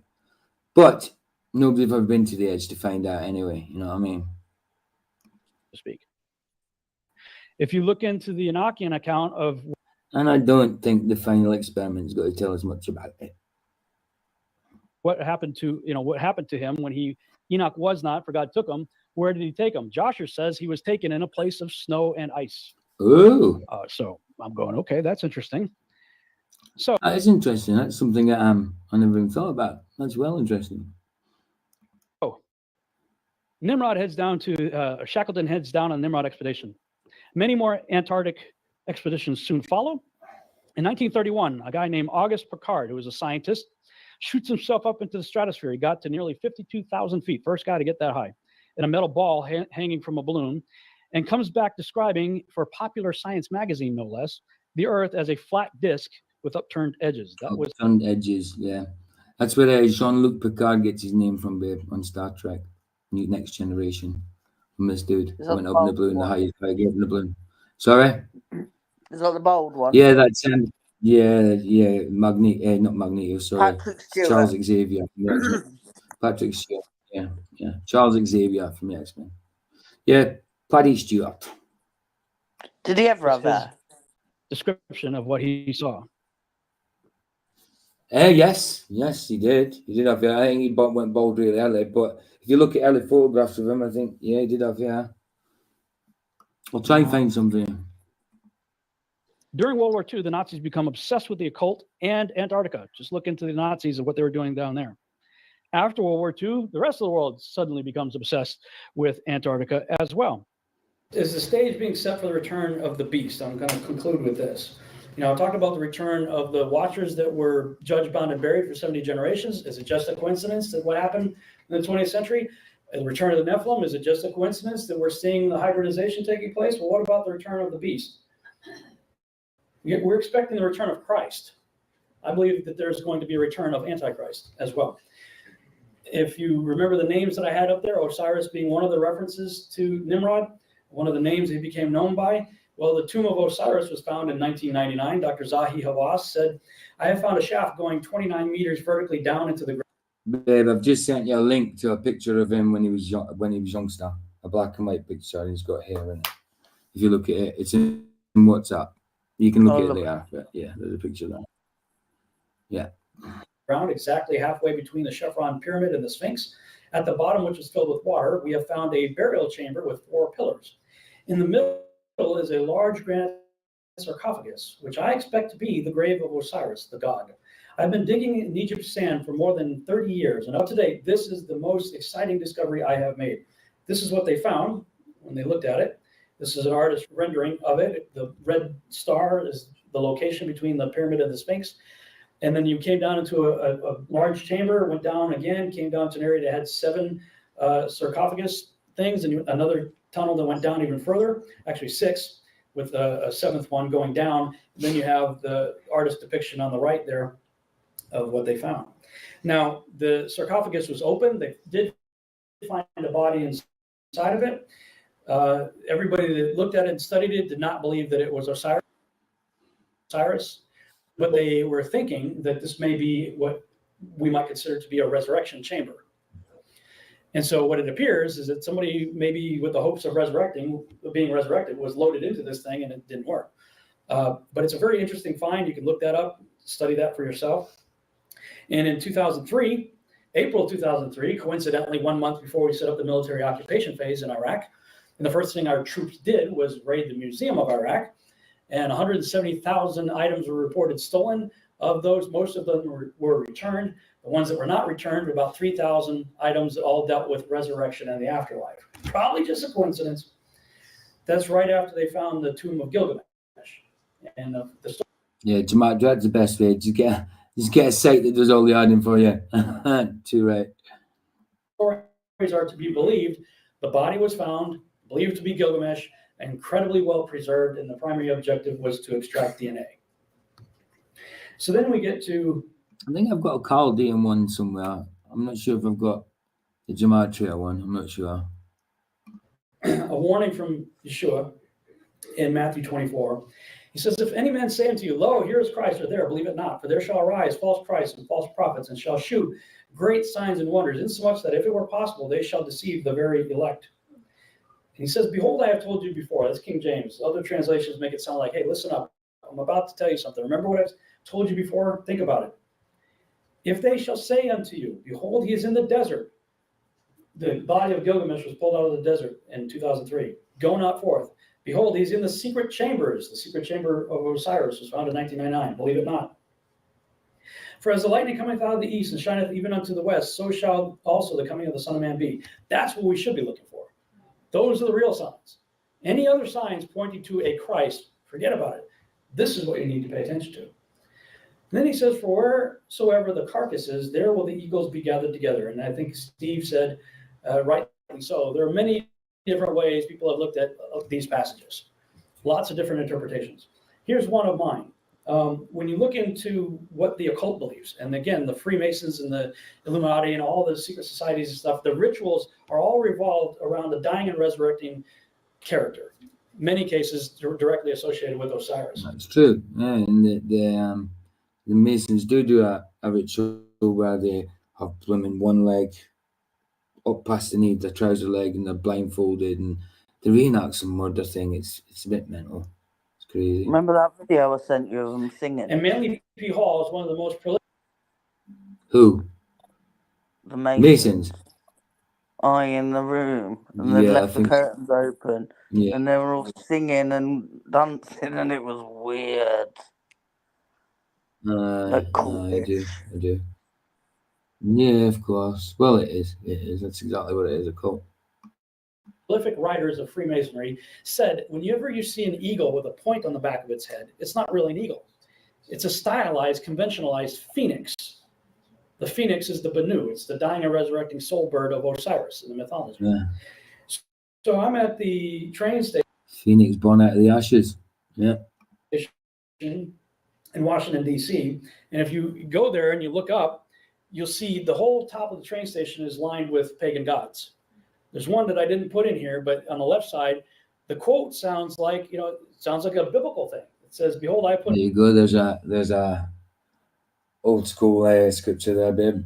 Here is wisdom. Let him that hath understanding count the number of the beast, for it is the number of a man, and his number is 666. Revelation 13:18. I like it's better said that way, 66. It sounds just old school. You know what I mean? Yeah. All things under his feet. But it's a Zeus. Now, that's not what my scriptures say, but you look at the stuff, and that's on the left. When you go to the right, you see this right here. You see two pointy-headed eagles facing in opposite directions, and it says, between them, let all the ends thou aimst at be, thy countries, thy gods, and truths be noble, and the nobleness that lies in other men, sleeping but never dead, will rise in majesty to meet thine own. What is that all about? Well, I got two phoenix eagles right there. I was thinking about my time in the military. When I was in the Army, I was covered from head to toe with eagles. Eagles on our buttons, eagles on our patches, eagles on our shoes. Like eagles are everywhere, the American eagle. But, Manly P. Hall says there's another meaning behind that. And so while we were looking at all this stuff, there was something that I wanted to see, and I didn't know where it was. And we're driving down the road, and I looked between two buildings, and I saw two eagles perched atop pillars, one on each pillar, through this aisleway. I said, I don't know what that is, but let's go check it out. So I go down there, and this is what we find. A statue, this is in the National Harbor in Washington, D.C. A statue of a bearded god coming up out of the National Harbor. And the name of the statue is called The Awakening. Nice. Not creepy at all. Not creepy at all. It's awful. Which is right underneath the statue of two eagles looking down on it. I know. I don't know, but this stuff is out there. And you got people, again, like Manly P. Hall saying, the dying God shall rise again. The secret room in the house of the hidden places shall be rediscovered. The pyramid, again, shall stand as the ideal emblem of solidarity, inspiration, aspiration, resurrection, and regeneration. This is in the Secret Teaching of All Ages, Manly P. Hall, page 44. Yeah, it could be related to bloody Crowley, Aleister Crowley. We need to know our enemy. I showed a lot of stuff. I'm sorry. We need to know our enemy, but you don't need to glorify him, that's for sure. Sorry, it went long. I'm hoping that I'm equipping you with at least some things to go look into for yourselves. Because if we're to declare the end from the beginning, then I believe everything we need to know about the last days is given from us in the beginning days. If we want to have any understanding of Revelation, we got to go back to Genesis and work our way forward from there. Thank you. Yeah, there you go.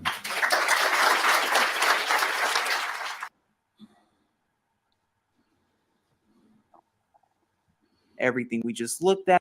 Is this the right one? Is it going straight onto it? Come on, load up for me. Load up. And everything we just read. Now, there's a reason I'm here. 15 minutes in, is that okay, Gematria? That means we've got half an hour left. Even though we've seen minutes. Yeah, 16 minutes. Well, I'll put it 15 minutes. So there you go. Right, I'm just going to grab a coffee, so I'll leave it running. So if you shout, I won't hear you. Okay? I'll only be a minute just getting a coffee. So I'll leave it running, okay? Yeah. On Google Maps, I'm here showing you so you can get a better idea of Sinar, which we know is the land of Shinar, with Meroe, Sudan. Oh, sorry, for the people who don't know, this is a video we started, I can't remember, it was maybe a couple of weeks ago now, and didn't get to the end of it for one reason or the other. but it's true locations of ancient Babylon. Gematria gave me it. So at I think you gave me it. Sorry? Yeah, and it's a Gematria's request. Absolutely. And we definitely were further, but it does not matter. I do not mind. Here we go. Go. Which is the ancient pyramids, which we're going to be taking a look at. And again, the question that we're keeping in mind is that could these ancient pyramids be the ancient remains of... Gematria said maybe play it from the start for people. 45 minutes? Well, yeah. Right. Okay. Right. I've got to leave it. Right. So I've got to go do less talking though, because it's got to bring me right up to dinner time. So I'll need to do less talking. There we go. Series. Today we're going to be taking an extensive look at ancient Babylon, and we're going to be showing you the truth about the true scriptural ancient Babylon and exposing the fake one. Now, first, we'll be taking a look at scripture and going over the scriptural, academic, and then the prophetic sources and linguistic sources to see if we have a match, and then focusing in on the historical sources so we can get a better geographical idea and location of the true scriptural ancient Babylon. Now, first, we're going to go over a brief recap of all the maps of Babylon, just so you can have an idea of exactly the location and pinpoint it. Now, we've gone over this before in our previous videos, but I will link these maps in the description box below so you can be able to see them on your own time. Now, this map comes from cartographer Lorenz Fries, and this was all the way from 1525, so nearly 500 years ago. And you see Babylon located where? Near Egypt, Sudan, near the Nile River. And we've gone over this before with Meroe, and we have right there that it's right nearby, and we're going to be talking more about that and why that's so significant. But also pay careful attention to the spelling of this, because we're going to be going over that in just a moment to come.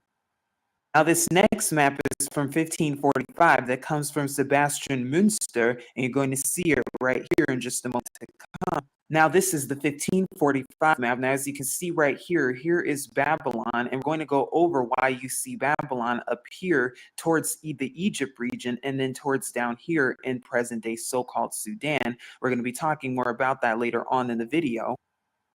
Now, this is a map from 1552, and as you can see, it's over 450 years old. Now, it depicts Babylon up here towards Memphis in the Cairo region, and then right here we have Ammon, scriptural Ammon, depicted right here in the present-day Libya region.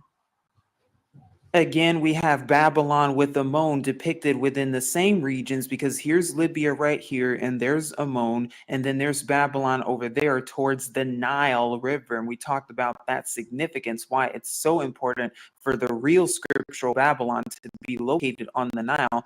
This map comes from 1667, which is well over 300 years old.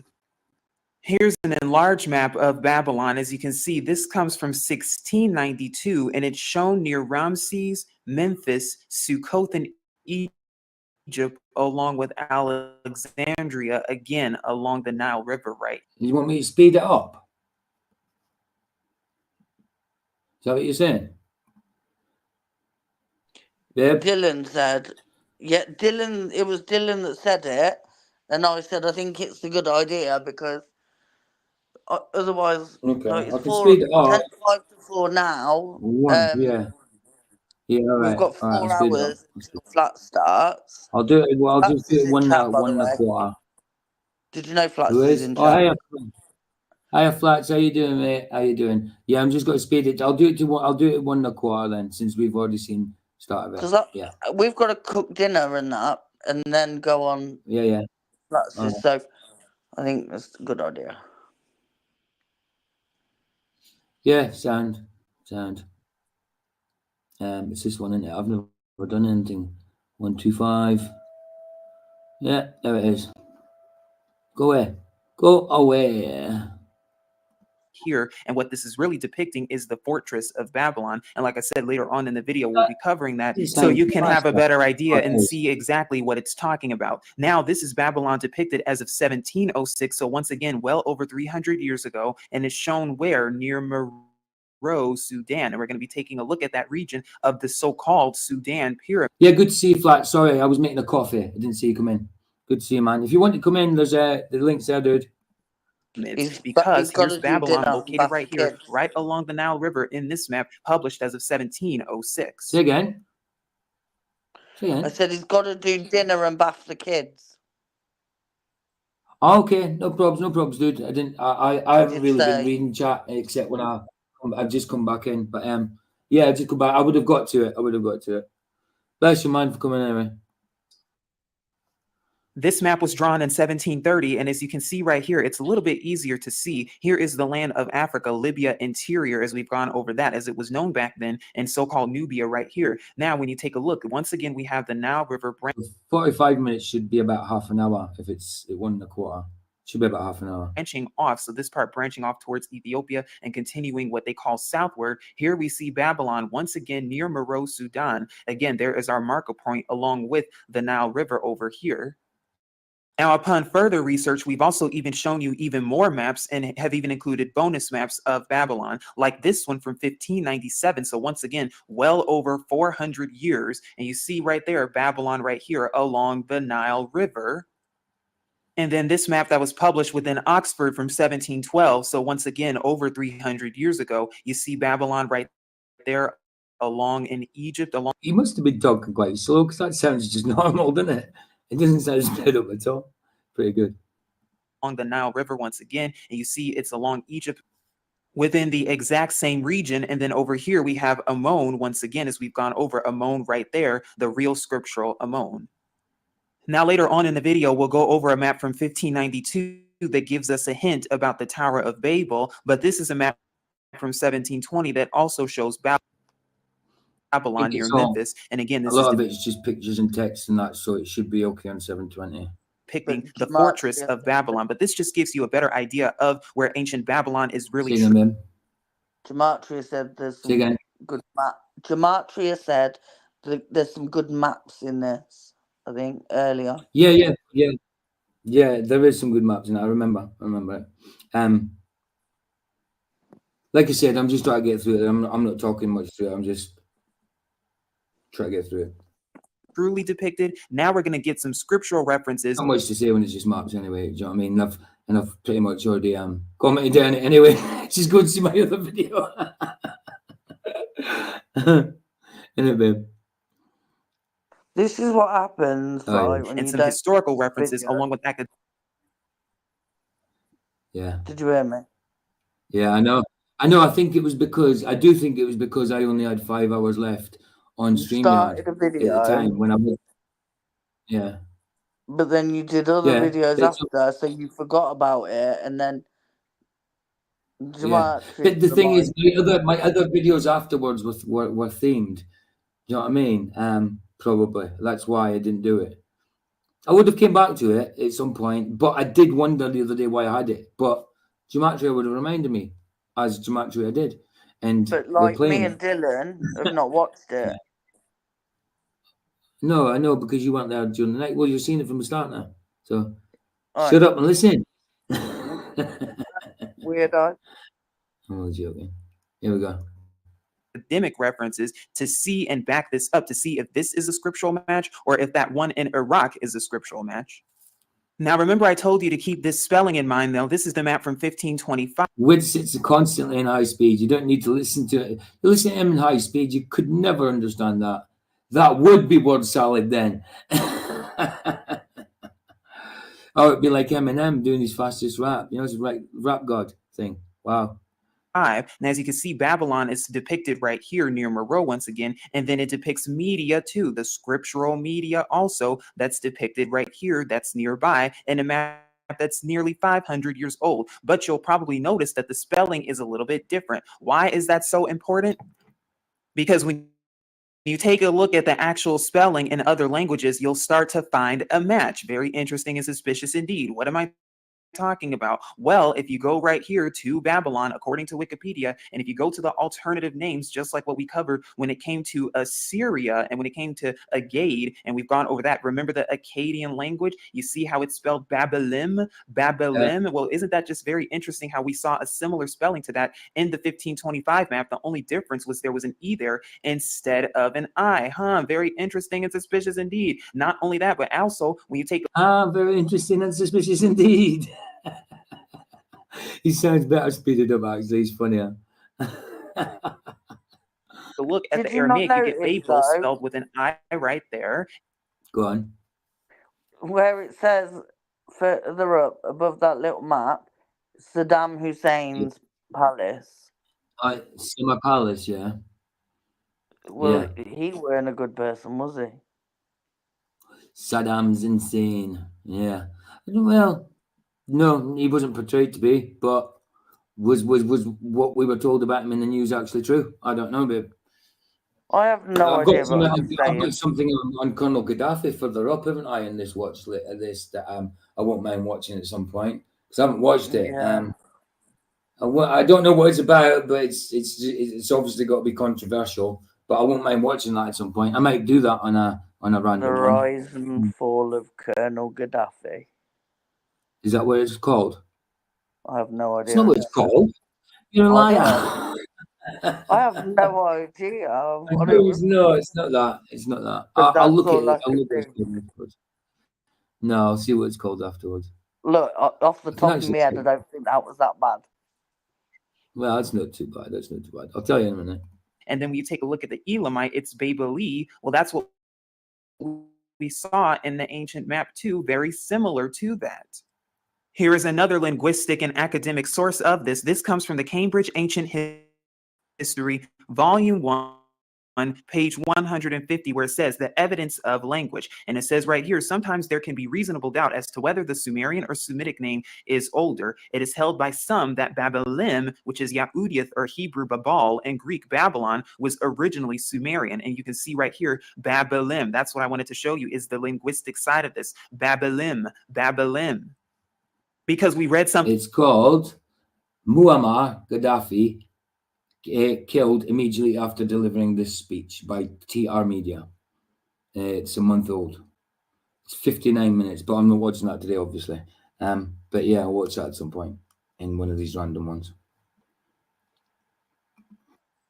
Something similar to that right here in the map from 1525, Babalim right there. You see that? You see the linguistic match right there? It looks like a match to me. Now, here we are right here. Now, this is the Babylon that they tell us, and this is the one that they've spoon-fed us for how many years, if not hundreds of years, if not thousands of years. This is the one they want us to believe. This is the one that we've been traditionally taught is the traditional Babylon, according to... That's what I'm saying, Dylan. Yeah, it's never cut and dry. I dare say there were bad people, but they were probably demonized more than they should have been. I don't know. They might have been as bad as what they say, but I don't know them personally, so I can't say. I can only say what the news portrayed. And we know what the news is like. You know what I mean? Hey, Matthew, dude, good to see you, man. Good to see you. I like your Monopoly. I like your Monopoly emoji there, flat side. It's got the monocle on it. You know, when he did have the monocle. I mean, that's the one I'd use for the. Why did you put that emoji up? Actually, does that mean you're thinking? You got your thinking cap on. Spying on the maps. Spying. To them, according to historians and according to the liars. Whereby I did a whole stream spying on Sov once, early hours of the morning. My whole stream was spying on Sivan, not spying on. He knew I was there anyway, doing it. I was reviewing something else. It was fun. Themselves. Why are they lying? Because it's right south of Baghdad, which is the capital of Iraq. And so it's right here in this region within Hilla, right here. Now, you're probably wondering, why did I leave this highlighted when it comes to the estimated population? Because if you also search Hilla, Iraq right here, you'll see that what Hilla, also spelled Hilla, is a city in central Iraq on the Hilla branch of what they call the Euphrates River, even though we know the truth about that, about 100 kilometers south of Baghdad. They say that the population is estimated at a little over 364,000 as of 1998. And this the capital of the Babylon province and is located adjacent to the ancient city of Babylon, close to the ancient cities of Borsippa and Kish, according to them, according to what we're traditionally taught, right? And the population is 1.73 million. Why did I leave all of that highlighted? Because now we're going to test that with the word of our creator Yahuwah and see if we get a match. Because if we take a look at Jeremiah 51, verse 37, this is what it says. And I just looked at the screen. I was getting celebration emojis. Now, what I love that thing is, I've seen loads of celebration ones. It must be a watch party or something. Babal shall become a heap, a habitation of jackals, an astonishment and a hissing without inhabitant. What? StreamYard links in chat. It's at the top. It's at the top of the page. Is it pinned? It's at the top. Yeah, it's pinned at the top of the page. Yeah, but I don't mean it's at the top of the start of the conversation. Yeah, but you can only scroll back so far on a live. It's pinned. You weirdo. You're a weirdo. So according to the scripture itself, it says that the real scriptural Babylon has what? No inhabitants there. Just like with the real true location of Yerushalayim or Jerusalem, what? No inhabitant. But according to this, according to our enemies. Like this video like it's 1969. Yeah, that was the year we landed on the moon, boys. 1969, man. Click it. We're not the year England won the World like Cup. Like the day we landed on the moon. What's that? We're not the year England won the World Cup. No, because it has to be on an even year. Because it's every 4 years and it's always on an even. I'm gonna go check now. So yeah. No. And it was the Jules Rimet Trophy. It would have been 68 when England, if it was 68. Hold on, let me just see. Let me just see. When did England win the Jules Rimet Trophy? 66.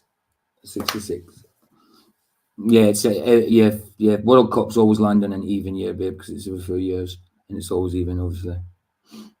Well, I thought it was 19. Themselves, this has a population of well over 1 million. Wow, that's contrary to his word. So who's the liar then?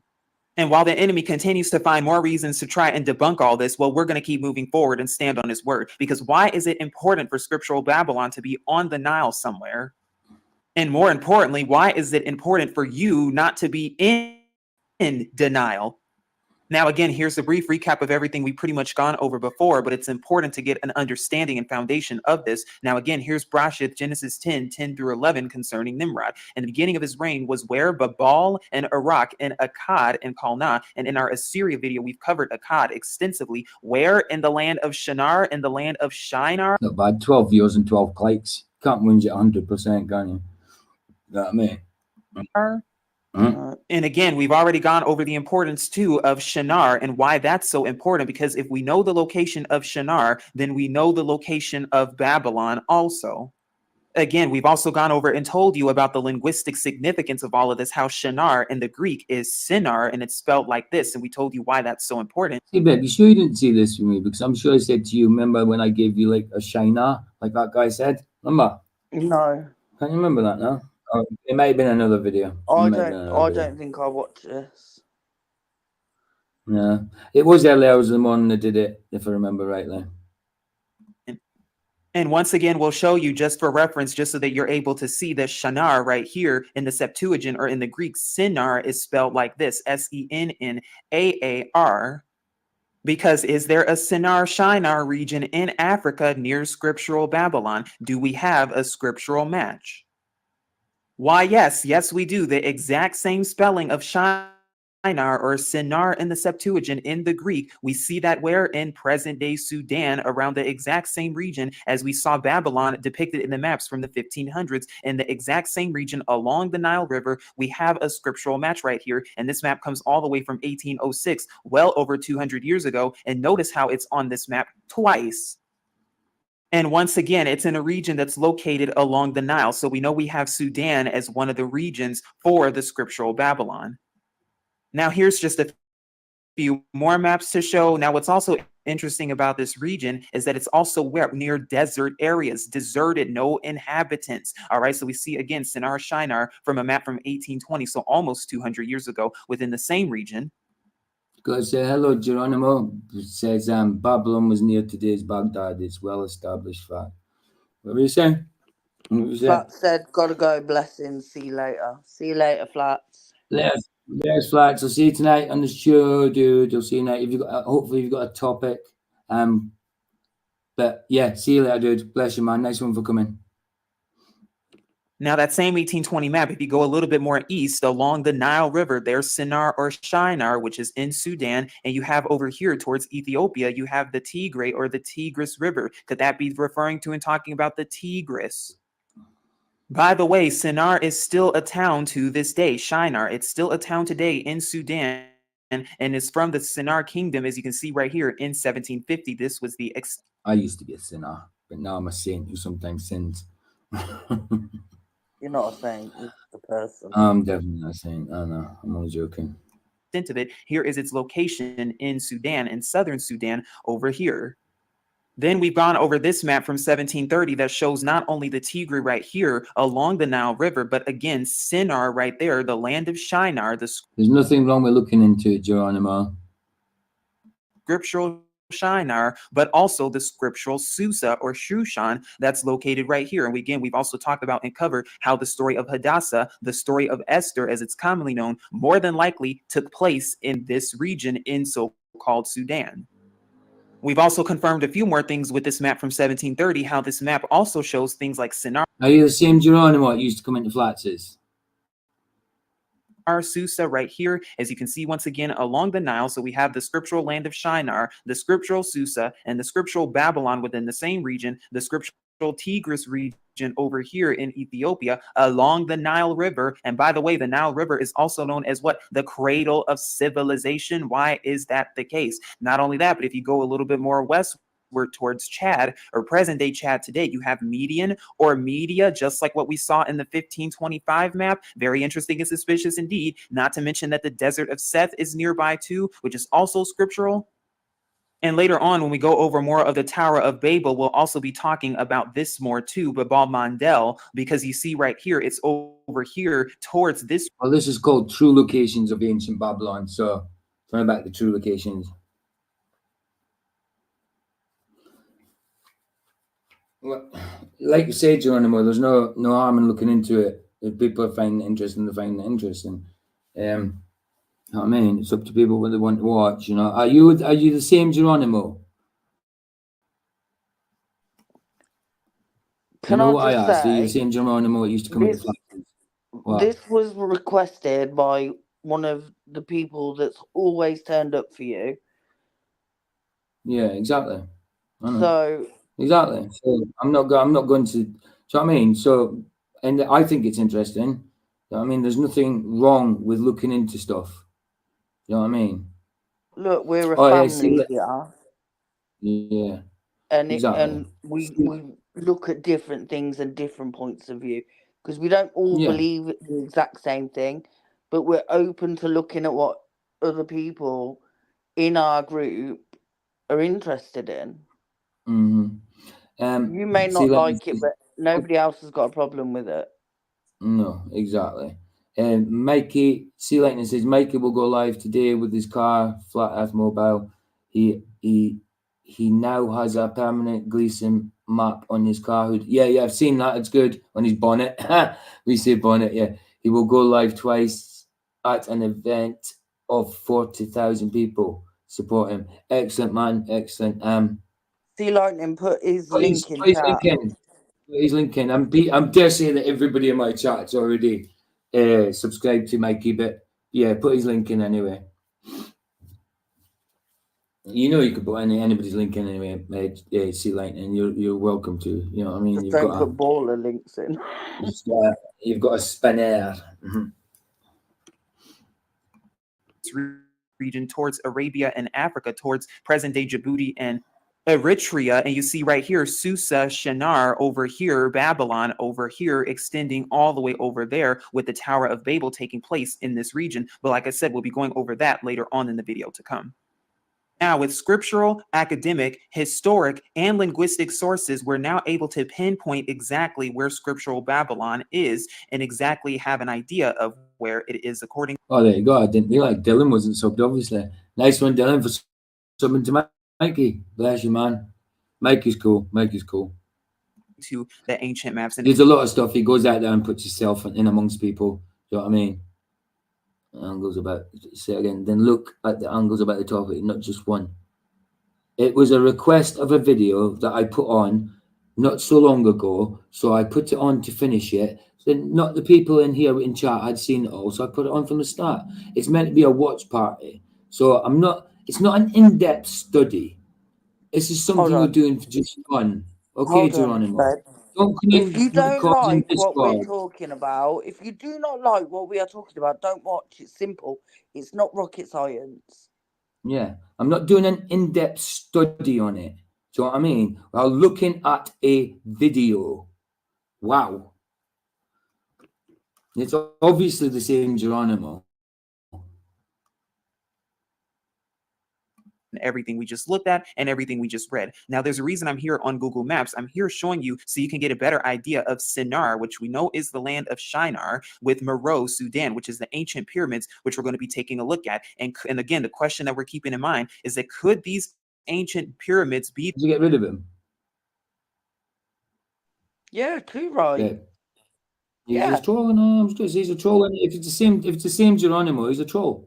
He's a troll. Look, don't worry about it. Look, none of our lot who have been in have had a problem with it. No, I was giving him a chance, Somebody but it's fine. comes in and has an issue purely because they want to have an issue. Well, I always said there's no have trolls. the Why patience. Why I do you don't think have I the didn't? patience to deal with idiots. Why do you think I didn't give him a wrench? I didn't give him a spanner? Because as soon as I seen the name, I was like, I knew who it was. But I was giving him a chance just in case it wasn't him. You know what I mean? But no, because I listen. I asked if you got rid of him because I can't see. It just says deleted message. I can't see. It doesn't say that you hid him. It just says deleted message. But yeah, it's the same Geronimo. That's why I asked, guys. He's just a troll. Just a troll. He had about 1 billion accounts as well. It's probably Andrew Johnson. I mean, sorry, Andrew Johnson. You get the blame for everything, but it's probably. You all have spanners. If you need to use it, use it. Yeah. Oh, definitely.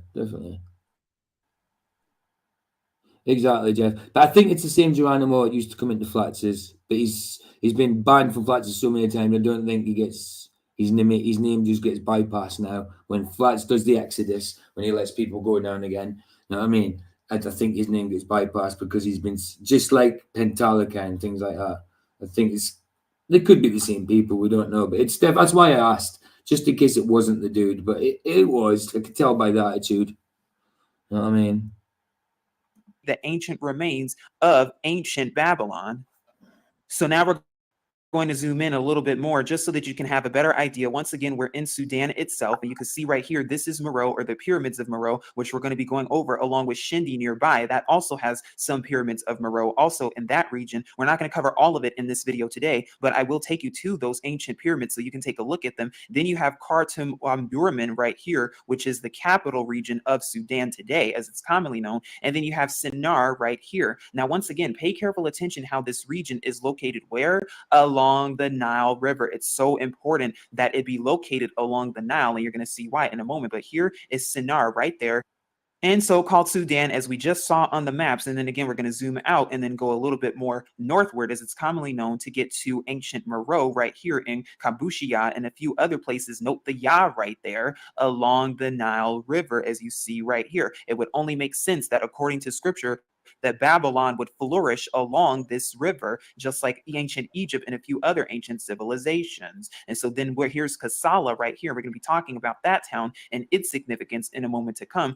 but it's very important that this town be on the Nile River. And also what they tell us and the lies that they tell us that, oh, this region is ancient Nubia and oh, those are Nubian kings and stuff like that. How do we know that they're not actually descendants of ancient Babylon?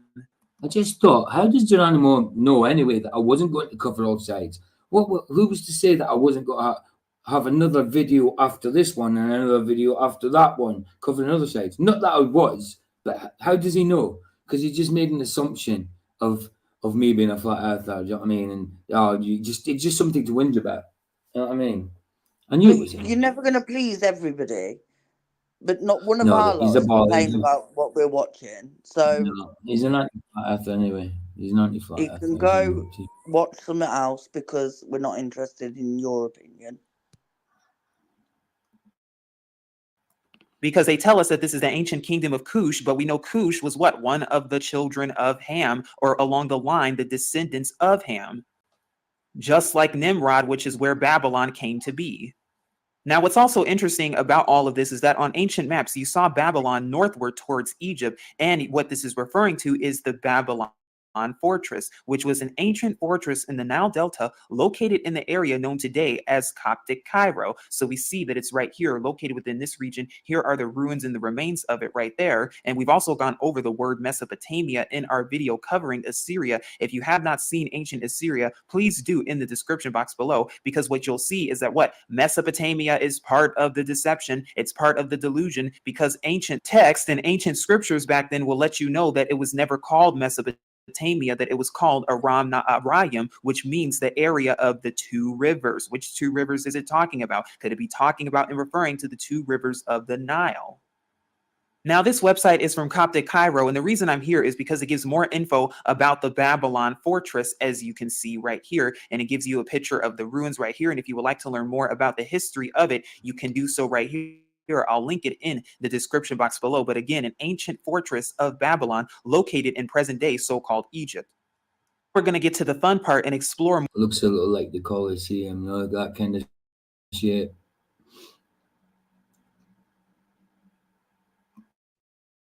More of the actual pyramids in Sudan, because in the same region that we just shown you on maps in Meroe and everything, you'll see that there is what Sudan's forgotten pyramids, and it's said to be up to 200 pyramids within these regions. Now, again, the question that we're going to be thinking about today is, could these pyramids be in fact the remains of ancient Babylon?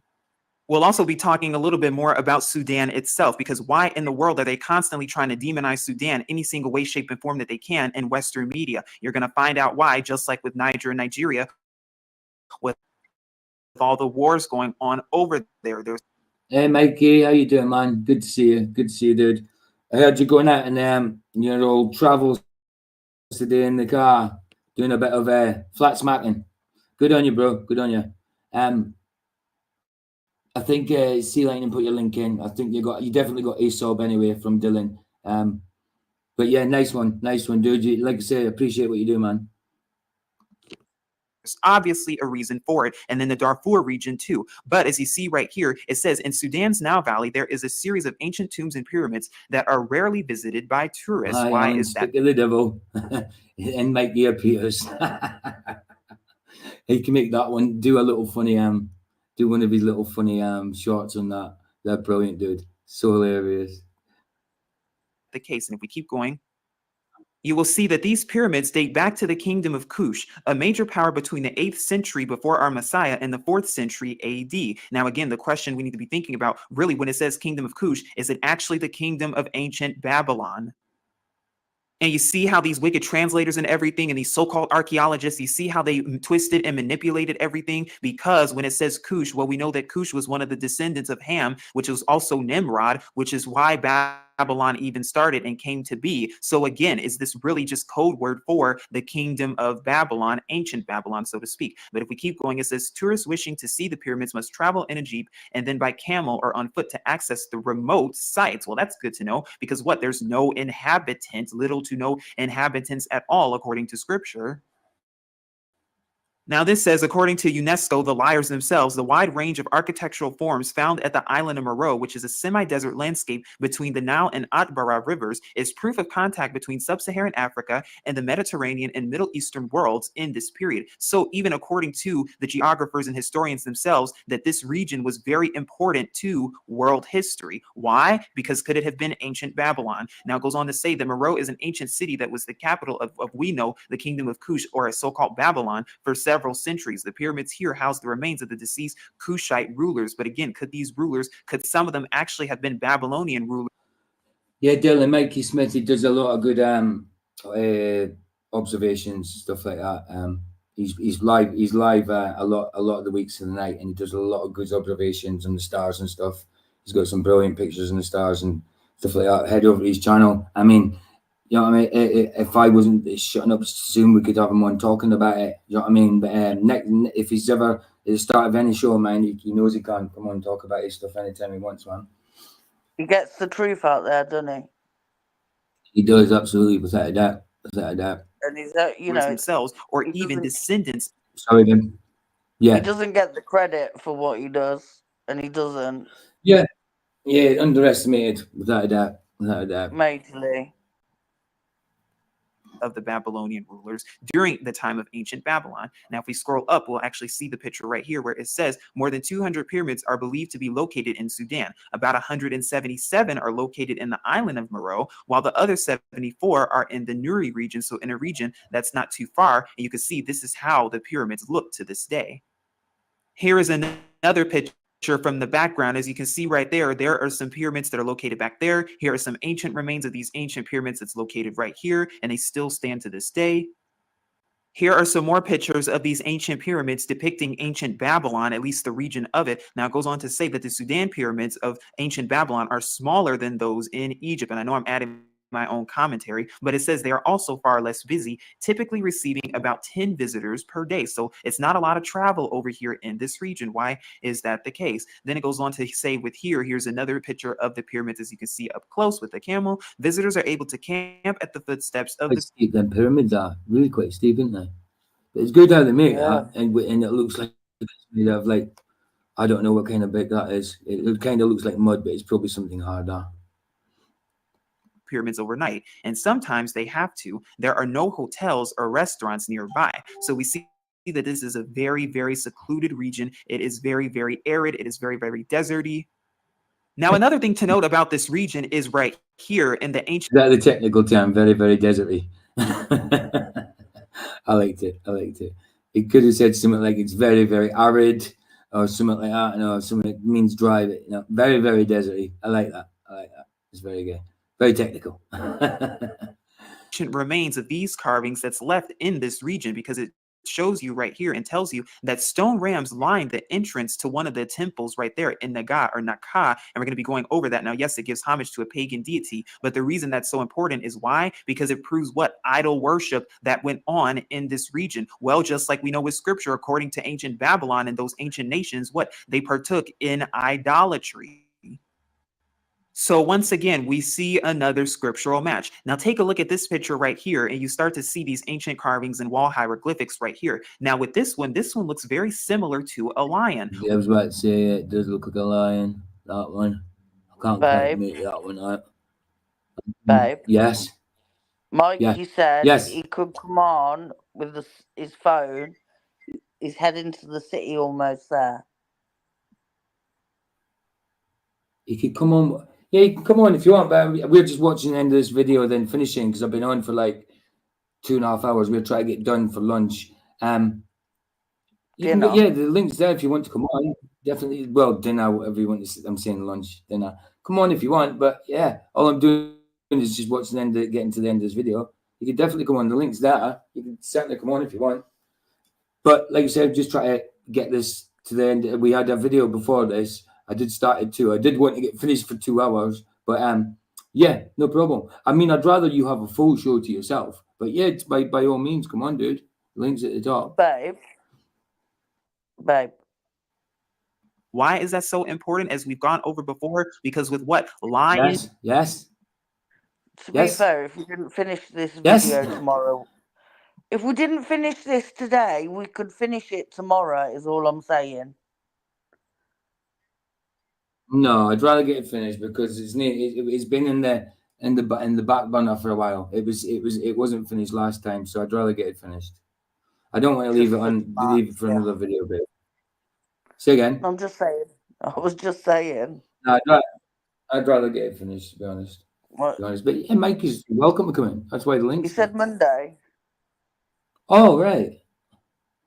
Yeah, Monday. If I could do, sound. If you yeah, tell me when and Monday. When Monday's just a couple of days away, isn't it? Yeah, dude.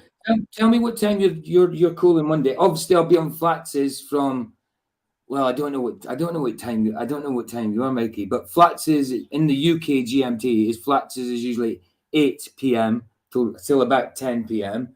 Usually you're coming on just after Flats is finishing ish kind of time. But if I've got a show on then, I can easily do a show for it. Yeah, definitely. Let me know when you're yeah, let me know a time. Definitely. Let me know a time, and I could maybe do a show for that. Definitely. That'd be cool. That'd be brilliant. But yeah, it's working out our times between each other because I'm rubbish with this GMT blooming in all these different times. Oh, there's Mikey there. There's Mikey there. Here he is. How you doing, bro? You good? Yeah, I'm doing good. You can hear me okay? Yeah, a bit robot, a bit. I can hear you just. Where are you headed to? Yeah, I'm just heading to the city, and yeah, there's going to be like it's called Mosaic, and there's like different pavilions for different cultures, and there's going to be 18 of them in the city today, with thousands and thousands of people out and about today and tonight. So I'm going to be in the city all day, and cool. It's going to be tons of people. Yeah. Cool, man. So Mikey's got to be out there flat smacking again. He'll love it when he does this, man. He's brilliant. Yeah. He's good at what he does. He's good at what he does. And he doesn't back down. He's stoic. Is it a long drive?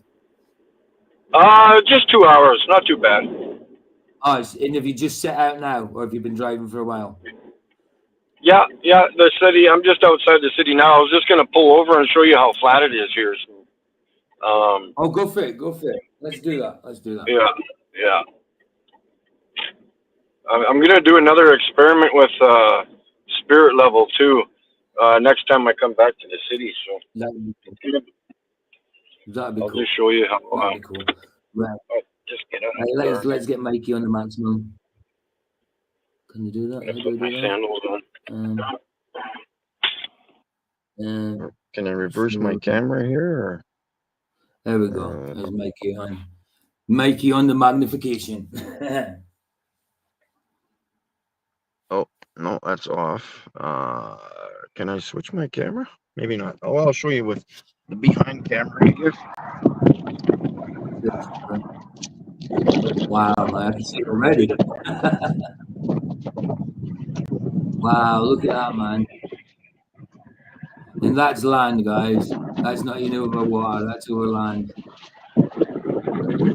Over terrestrial.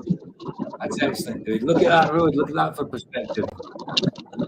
Wow, man. That's amazing. Yeah. That's a globe for you, man. Globe, flat as heck. Crazy, isn't it? And they think we live on a globe with lands like that. Oh, just hold on. I gotta turn my. There we go. Now I can hear you. Say that again, PJ. I'm saying, and they think we live on a globe with lands like that. You know what I mean? Yeah. Crazy, isn't it? Crazy.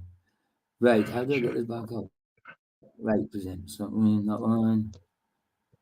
Man, I gotta switch my thing around here. Why can't I? I need to get you.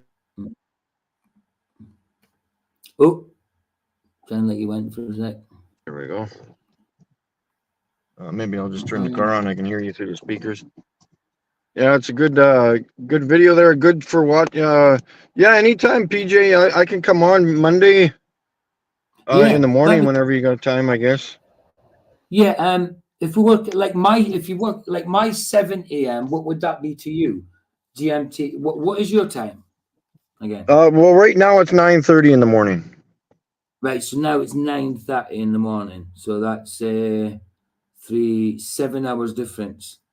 7 hours difference. So if I was 7, it would be midnight for you, wouldn't it? Or would that be? Yeah, that would be. Yeah, even right now would be totally fine. Like on Monday morning, I guess. I don't know. Yeah. Oh, right. So about this time Monday, that'd be cool. Right. Okay. Sam, yeah. Sure. Yeah. Right. Cool. So if I make a show for this time Monday, you can come on and present your stuff. Sound. So what I'll do is when I get the show up, when I sort the show out, I'll send it to you, Mikey, through one of your comments or something like that. I'll send a link to you through one of your comments or something like that. Yeah, sure. Man, I can try to. Is that all good? It's weird. I have to listen through the earpiece on the phone. It's probably partly my fault. I ain't got the best of systems. Yeah, no, I think it's my connection thing I had. But yeah, no, everything's good. Yeah. Well, if you just watch. So what time is it there now? At the minute here, it is 25 to 5 in the evening. So okay. 4:35. Yeah. 4:35. So if I do a show for Monday, my 2 p.m., which would probably be your 7:30, your 7 p.m., 7 a.m. Is it? But yeah, it'd be your 7 a.m. I think. Would that be okay? Yeah. Well, Monday morning would be any time in the morning because I'm gonna stay up and if it's clear and record. Supposedly the planets are gonna line up in the sky during sunrise or just before sunrise. So that would be like 4 o'clock in the morning here. So I'd be up all night, I think. So yeah. Okay, cool. So right, okay. I could even maybe if you're up all night, I could even maybe do it a little bit earlier. All right, if you just watch out for a notification on my channel then for Monday. Is that yeah, cool? yeah, oh for sure. Yeah. And then I'll just join with the link and whatever. Yeah. Excellent. We'll do that then, Mikey. We'll do that then. That'll be cool. Yeah, I'll write that down so I don't forget. Yeah.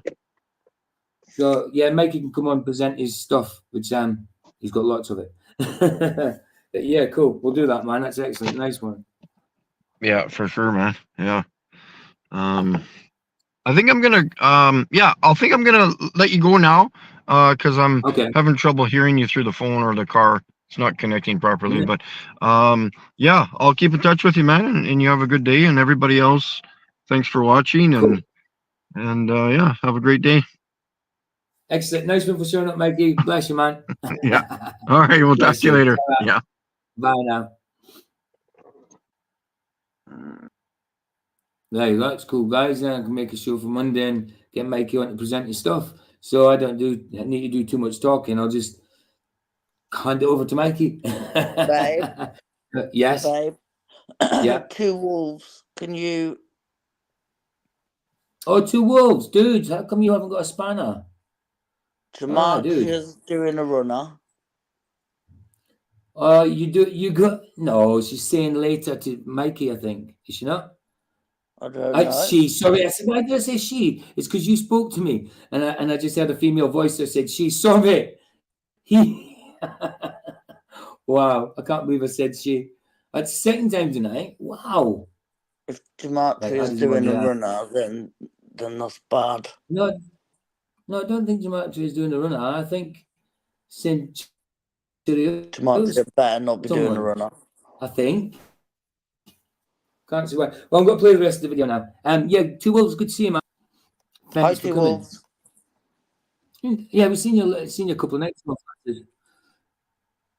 get your spanner. Oh, QB. Oh, yeah, got you. Right, we'll carry on with the video. I'll get your spanner. So I'll have to work at the time. So I think if he's got to be up all night, I think even doing one early in the morning, like 7 a.m. No, I should do it maybe early afternoon, shouldn't I? Then that'll be morning for him. Yeah. So can I just say, all right, I'll just play this. I'll work it out later. Oh wait. Yeah. Can I just say, see lightning? Go on, I didn't do anything. What do you mean, wait? I didn't do anything. Wait. Right. Sea lightning is a major asset to Mikey because sea lightning, from what I've seen, is Mikey's biggest supporter. And big up Sea Lightning. Well, they know each other. They know each other personally. See, like I think they visit each other. You know that I don't know anybody that shares other people's link like Sea Lightning. I know. Sea Lightning definitely is hardcore. Mikey, like it definitely stoic with Mikey, without a doubt. No, but it's good. That's loyalty, and it's wicked. And you, Mikey, have a great day. Yeah, man. Yeah, we'll sort that out, Mikey. No problem. That'll be good. That'll be one of my first flat Earth lives. Solely kind of flat Earth type thing, because usually it's a mixture of my lives. You know what I mean? It'll be good cool, though to have Mikey on. Oh, without a doubt, definitely. It's always good to have Mikey on. Like I say, he could have come on today and done his stuff, but we're near the end of it, so there's no point in just giving him the end of a day. You know what I mean? Right, I'm going to press play now. And we talked about that with lions being in scripture. And when it comes to ancient Babylon, lions were very prevalent in ancient Babylon, but you do not even see lions today in so-called Middle East. So it goes on to say some of the wall carvings are on the Sudanese temples are reminiscent of Egyptian art. Why is that so important? Because we know that Babylon mimicked ancient Egypt back then also. Here are some more pyramids up close that show you that. Nice one, Alan. He says that's linked to Mikey and Banjo. Exact same region where it says the rulers of the Kushite kingdom, aka Babylon, were known as the so-called Black Pharaohs. They were a major political power until the 4th century, according to UNESCO. Now that's interesting because around that time, a couple of hundred years prior to the 4th century, before our Messiah, noticed the Kushite kingdom there as well. Yeah, it was definitely Kush is definitely biblical. A lot of there's a lot of shites in the Bible, like gigashites and things like that, babe. Yeah, you'd laugh at some of the names in the Bible. Gigashites and the gigashites. And even according to the historians, because they say that this region was very prevalent between the 8th century before our Messiah up until the 4th century. So we know that during that time was what? The time of Nebuchadnezzar. Have you read anything in the New Testament yet, except Psalms and Proverbs and that? No. Have you read anything from No, because I do my daily devotion, don't I? And it always has like learn a bit more about. Yeah, I know, but we'll learn a bit more. What I need to do is my daily devotions, and then go in my my old King James, and start doing the learn it in a year. But even if it takes me longer, it takes me as long as it takes. But start doing it that way, and I know it starts with Genesis and all that, but I'll start and go through. I know, like, I've got certain things, but I don't know anything off by heart or nothing. No, you'll get to that point. I was on about the gigashites and the gig shites, and Dylan says, and the running shites. Dylan. I knew she'd laugh at that. Yeah, and now he's for the smelly shites. Yeah, the smelly shites.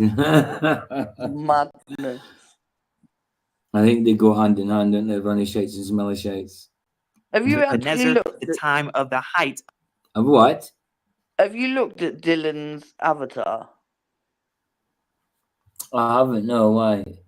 That's his artwork. Oh, is it? Let's have a look. Aye, and I've told him he should, on his channel, share his artwork. Good channel. Let's have a look.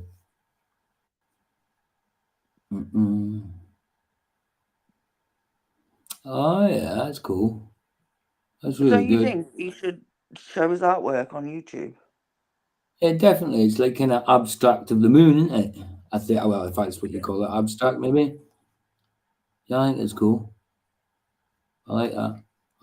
So that's really the mission. Is Dylan to share his artwork, and maybe people will buy it. Yeah, you should come on and do a show one day with just like a presentation of your artwork. That'd be cool. Aye. Right, let's carry on. Carry on. Of Babylon. So back then it would have been a major political power indeed. Now going on to this one right here, you see the pyramids again. You see the landscape of it and how ancient. You've been painting a lot longer than 3 years. Wow, man. Yes, so it is abstract scenery. Right, got you. I like things like surrealism. I used to like Salvador Dali and is it René Magritte? Both surrealists. I like surrealism. Obviously a lot of the stuff that like Salvador Dali painting, that's not very edifying. But yeah, I like that work. Floppy clocks and elephants with long legs and stuff. But it says the landscape leading up to the UNESCO World Heritage Site is dramatic with sweeping sand dunes and clear skies. And then right here it says local tour guides are available to take visitors to the sites, but due to the lack of a tourism industry in Sudan, they often do not know much of the local history. Could that be because they're trying to keep people out of these regions any way, shape, or form that they can? Could it be because they don't want you to know that this is actually ancient Babylon? But they'll spoon feed you their lies all day and all night long. Not anymore.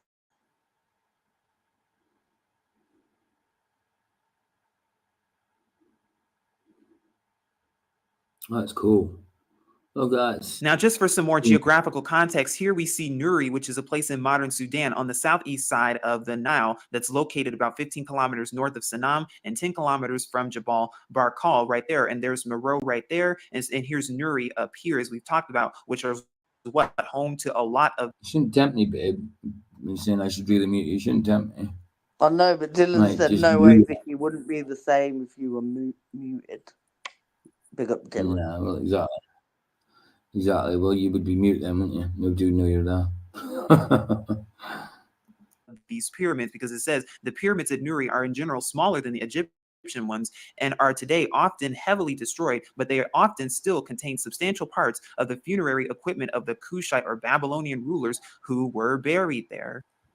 Now, of course, they're going to call them Nubian pyramids right here from Nubia, which we're going to go over in just a moment to come, that was centered on Meroe. This gives you another picture of how ancient Meroe looks right here near Shindi, Sudan, approximately 200 kilometers that's northeast of Khartoum. And as you can see, here are the actual pyramids right there. Again, is this ancient Babylon, all of this region. And notice again that that it is without inhabitant, that there is really no one there, that it's all desert built of granite and sandstone.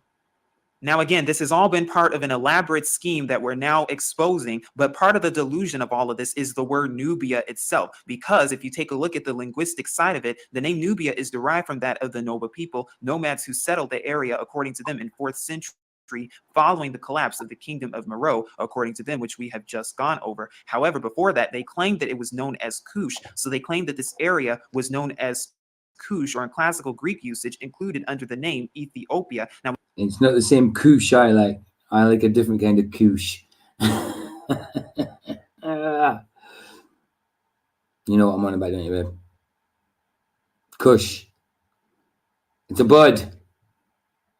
Okay. I know what it is. We've gone over Ethiopia itself and how Ethiopia, once upon a time, was pretty much known as all of Africa.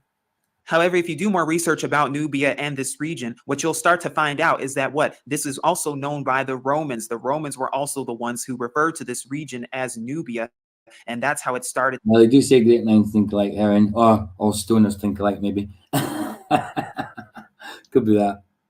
To become known as that split between Egypt and Sudan. And you'll see the Sennar Sultanate, Sennar, the land of Shinar right there. Why is that so important? Because when we look at the kingdom of Kush, you'll see that it's an ancient kingdom where they claim Nubia, but is that really another keyword for Babylon? Kush, why is that so important to know? That's now my new name for Kush. It's Kush. That's now it's got to be it. People won't know what I'm talking about. About Kush. Because when we take a look at Kush in this area, they even claim it. They even tell us that Kush is the brother of Canaan or Canaan, Matsarium, which is commonly known as Egypt today, and Put, and the dad of the scriptural biblical Nimrod mentioned in the Table of Nations in Brashith, Genesis 10, verse 6. But we just looked at the ancient map and we just saw, according to Brashith 10:10, Genesis 10:10, that Nimrod, that Babel or Babylon is where? In the land of Shinar. And we saw, according to ancient maps, that Shinar. No, I don't think I'm susceptible to things like hypnotizing and stuff like that. It's maybe true. I don't know about that. Smokers and all that. People who use cannabis are harder to brainwash. Just say they are. Probably because you're away with the fairies somewhere else. Don't need to brainwash you. You're away with the seagulls. You know what I mean? But, yeah, I just don't think I'm susceptible to things like hypnotizing and that. It's mad when you see people and they do get hypnotized and some of the things they do, because it happens. But I just can't imagine being susceptible to it. Is in Sudan, along with Babylon, with ancient maps in this region too. And they even tell you that the kingdom of Kush is right here within the exact same region. Now, another region that's of important significance is this one right here that's located not too far, but it's an ancient city known as Naka or Naga'a right there, which is a ruined ancient city. Ruined, that means no inhabitant of what they call the Kushitic kingdom, but really are they talking about, and is that code word, keyword, the Babylonian kingdom of so-called Meroe in modern-day Sudan. The ancient city lies about 110 miles or 170 kilometers northeast of Khartoum, which is the capital of Sudan, and about 50 kilometers or 31 miles east of the Nile River. So once again, we see... Well, that's a good lesson to learn. I learned if I smoke PJ's weed, I eat everything. Don't smoke it then. The Nile River right there, which again is very important. And I'm going to enlarge this picture of the Roman kiosk there. Now, what's also very notable about this and interesting is how the site has two notable temples, one devoted to an Egyptian deity and another devoted to another deity. Why is that so important? Is because... Did you ever yawn because someone else did? I don't know. I do know that someone yawned because I have, because I put it into practice, but I don't know if I have. I dare say it might have happened. I do all the time. If someone it's yawns, something I it catches though. It's something it catches, I suppose. Same as, I don't know, laughter can be in a way. I know, but it's weird. Yeah, it is weird. It is weird. But I thought Gematria was going to say, like, if you do that, maybe you're susceptible to hypnotizing. I didn't know if you were going to say that. So I was a bit cautious in my answer. If you're going to sneeze, look at the ceiling. Say again? If you're going to sneeze, you look at the ceiling, it stops you sneezing. Really? Yeah. I never had that. No. If you feel like you're going to sneeze, look up. Well, I suppose when you do sneeze, you look down because you kind of chew down the way. No, I prefer to sneeze, get it out, get it over and done with. Oh man, get out of the system. Right, let's go. Again, it proves idol worship in this region, just like in ancient Babylon. Now, it's interesting how this city is one of the largest ruined sites in the country, and what indicates an important ancient city that once stood in the location. You mean like ancient Babylon? Here is that ancient picture. Once again, you can see the Roman kiosk right there and the ruins of this area right here, as you can see. And again, like we've talked about before, when it comes to the ancient artifacts and stuff, well, we know a lot of them, they're placed in museums now all over the world. But did they get these ancient artifacts from these regions and bring them to their museums and bring them to the fake one in Iraq? This is another picture of an ancient temple. And again, we're going over this for the historic purposes of this and educational purposes, so you can see scriptural Babylon with your own two eyes. Remember those stone rams we showed you earlier? Where here's another picture of it that's depicted right here in Nakas, Sudan, right here, as you can see lined up. Another thing that's very interesting and suspicious indeed to note about Nakas specifically is what a statue of a deity that was found there, that where is now displayed at a museum in Berlin. Why is that so important that this statue was found there in Nakas, Sudan? Because the Lion of... I like how he's talking. It's like someone's having a conversation. He's like, and like, it's like someone's actually there conversating with him. He's quite funny. Babylon, as it's commonly known right here, you see it where it's an ancient Babylonian symbol, but you also see that it represents what? That same deity we just looked at, because by the way, Ishtar and Isis is the exact same thing. It's the exact same deity, and it's the exact same deity that Christians worship on Easter unknowingly, because they're pronounced the exact same thing, but what? It's the representation of the same thing. Again, another match, and we know that lions are located where? And again, the lies that they will tell you in order to justify the fake region is that, oh, well, the lion's extinct. I wouldn't like to mess with it, but that's quite a scrawny looking lion, isn't it?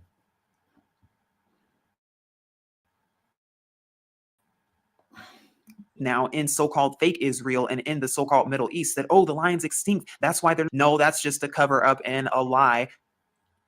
That is, of course, being exposed because, again, they want to take your attention away from these regions, away from the African regions of the true scriptural. The statue had big jugs. What are you talking about?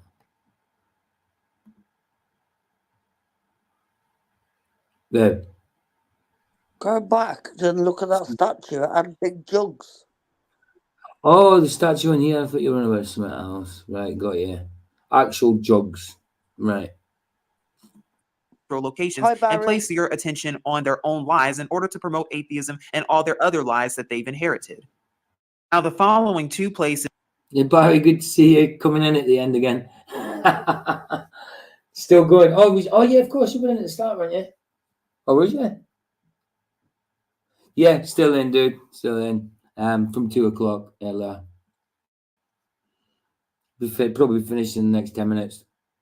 This was submitted to me actually by a subscriber via email who is actually part Sudanese, which gives us more info and more details about this region, which I found to be very important after doing further research. Now, right here, we told you. I'm not used to seeing anybody. I just thought, do you know what I mean? That automatically it's there. It's you're one of the guys I always say hello to. Well, I say hello to everyone, but I always notice your name because your name's in purple and it's my favorite color. So I always notice it. You know what I mean? We would go over more of Kassala, Sudan. Now, this is towards the east of Sudan, right on the border of Eritrea. And we're going to be talking more about Eritrea and its significance when it comes to the Tower of Babel itself, and even possibly the Hanging Gardens of Babylon. Now, you're probably looking at this. The reason that we're here is because you see in the background of this picture, these mountains. Why is it that there's little to no information? This is about where we got to before that I remember. So unless I watched it at a separate time, I don't know. Information about these mountains. Now, normally they have like Wikipedia articles and stuff on this about this stuff, but really I haven't been able to find much about it in the research that I've been doing and been led on. However, what I wanted to take your focus on is on the Taka Mountains, which is in Kassala, Sudan today. The Taka Mountains. Why is that so important of a region right here? And even for the mountains to look like this, because does it sound something similar to this? To Jeremiah, Jeremiah. What do you mean Michael said this looked like Chewbacca in a way? I'm sure you were there, babe. Never mind. Chapter 51, verse 25, and we're going to go to it in a moment, which actually reads, concerning the prophecy of Babal or Babylon, see, I am against you, O destroying mountain, who destroys the earth. All the earth declares Yahuwah, and I shall stretch out my hand against you, and I shall roll you down from the rocks and make you a burnt mountain. Now, here are some more pictures of Kassala, Sudan. This is the ancient region right here. As you can see, this just gives you an idea of how it actually looks in the surroundings area and the environment. Now, here is a backdrop of the Taka Mountains within that same region of Kassala, Sudan, and these are how the mountains look. Indeed, they look very intricate compared to other mountains. Here is a close-up of the mountain right here, and this is a picture taken from people who have actually visited the mountains and who actually have seen the mountains and have been to Sudan in order to see them. And another picture of the mountains right here, as you can see in the background of the Kassala, Sudan city. What I'm actually showing you now are travel photos, but here once again, we see Kassala, Sudan, and we see how the land actually looks, and we get a better idea of the Taka Mountains nearby and just the region overall. And again, pay careful attention of how barren the region is and how little to no inhabitants whatsoever, a scriptural match. Here is another photo showing those exact same mountains, the Taka Mountains, a little bit up close right here, as you can see, and the surrounding regions and areas that's nearby. Now, there are also ancient mosques that are located nearby in this region too, in Kassala, Sudan, near the Taka Mountains. Here is another view right here, as you can see the Taka Mountains that's located right there with the backdrop of the view of Sudan that's located right there, or even potentially Eritrea nearby. And this is how one of the ancient mosques nearby looks. And again, we're in Kassala, Sudan. And again, back here is the actual Taka Mountains with the actual mosque that's right here. Here is another picture of the Taka Mountains in the background. You can see how the landscape is very vibrant indeed. And again, how these rocks are very rocky indeed. But I just wanted to give you an idea of how this looks. Again, it's brilliant. These rocks are very rocky. These days. Oh no. Ancient scriptural Babylon. But when he said it, I was like, no. These rocks are very rocky. That's brilliant. That's brilliant. That is. Now we're going to go over more of the actual Tower of Babel to get a better idea of where that is and where that fits into all of this. Now, here is that 1592 map that's over 400 years old that we've gone over before. But this map right here shows you Babal Malak, Babal Mandel, and Medra over here, Media right there. And just for reference, in the Ya'udiyat, the Hebrew tongue, Babal Malek means king of Babel, so Babel, and then Malak, which is king, so king of Babal. And again, notice how that was shown within the same region of Sudan towards Ethiopia and Eritrea within that region of Africa. Now, in the Arabic, this region today is known as Bab al-Mandeb. Right here, as you can see, that separates Yemen from Djibouti, Eritrea, or that separates Arabia from Africa in this region right here. And you'll even see it on maps today. Why is this region so important? You may be wondering. We're going to go over it, but here's Kassala right here, which we just went over. And then here we have right here, what, the real Tower of Babel? Now, in Arabic, this actually means the Gate of Tears, Bab el-Mandeb, right here. It means the Gate of Tears. Why? Now, according to an Arab legend, tons of people drowned in this region due to an earthquake that separated the Horn of Africa from Arabia. Now, do we have a scriptural reference for this? Why, in fact, yes, we do. Yashar, Jasher, the book of Jasher, chapter 9, verse 28. Again, there's a reason they took these books out of the original canon. But it says, and behold, these ascended and others descended the whole day. And if a brick should fall from their hands and get broken, they would all weep over it. And if a man fell and died, none of them would look at him. Here's a little bit more scriptural context of Yashar, Jasher 9:37-39. And they ceased building the city and the tower. Therefore, he called that place Babal or Babel, for there Yahuwah confounded the language of the whole earth. Behold, it was at the what? East of the land of Shinar. Didn't we just see where Shinar is? Which is where? Sinar and Sudan. So to the east of that is where? In case you need to see it again, here is Sinar right here, or Susa, Babylon right here, as it's also depicted in other maps right there. And then we saw Babal Malek over here in this region. And to the east of that is what? Babal Mandel, that's right there, east of Shinar, the land of Shinar. Now, verse 38 goes on to read. And yeah, that's why I kind of thought as well, then move Djibouti. As to the tower which the sons of men built, the earth opened its mouth and swallowed up 1/3 part thereof. And a fire also descended from the Shamayim and burned another third. And the other third is left to this day. And it is of that part which was aloft, and its circumference 3 days' walk. And many of the sons of men died in that tower, a people without number, according to verse 39. So here we have our scriptural reference and location for this too, along with the Arab legend that is a scriptural match for the same region, also with the Tower of Babel being in that region between Africa and Arabia.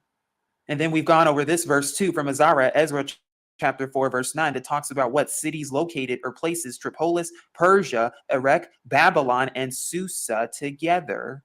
Now, once again, we have our Tower of Babel reference and region over here in this region. So towards Djibouti and Eritrea along this region right here. So we know that the Tower of Babel took place in this region somewhere over here. And we know it had to take place in this region because we know that this is scriptural Babylon. The Tower of Babel was next to Djibouti. Never forget where the Tower of Babel is.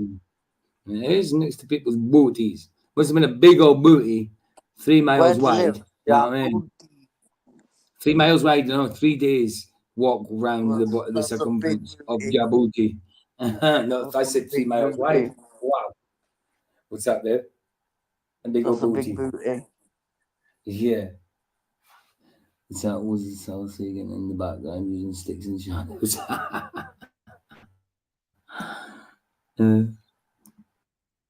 Over here in Sudan, and to the east of it, we have the Tower of Babel somewhere. Now, could one potential pinpoint be right here in this place called Adulis or Aduli in ancient Greek, which is an archaeological site in the northern Red Sea of Eritrea, about 30 miles south of Massawa in the Gulf of Zula? And they claim that it's part of the kingdom of Aksum, but could this really be the kingdom of Babylon? You see these ruins right here? Very interesting and suspicious indeed. And what? It's right nearby the area of what? The Tower of Babel.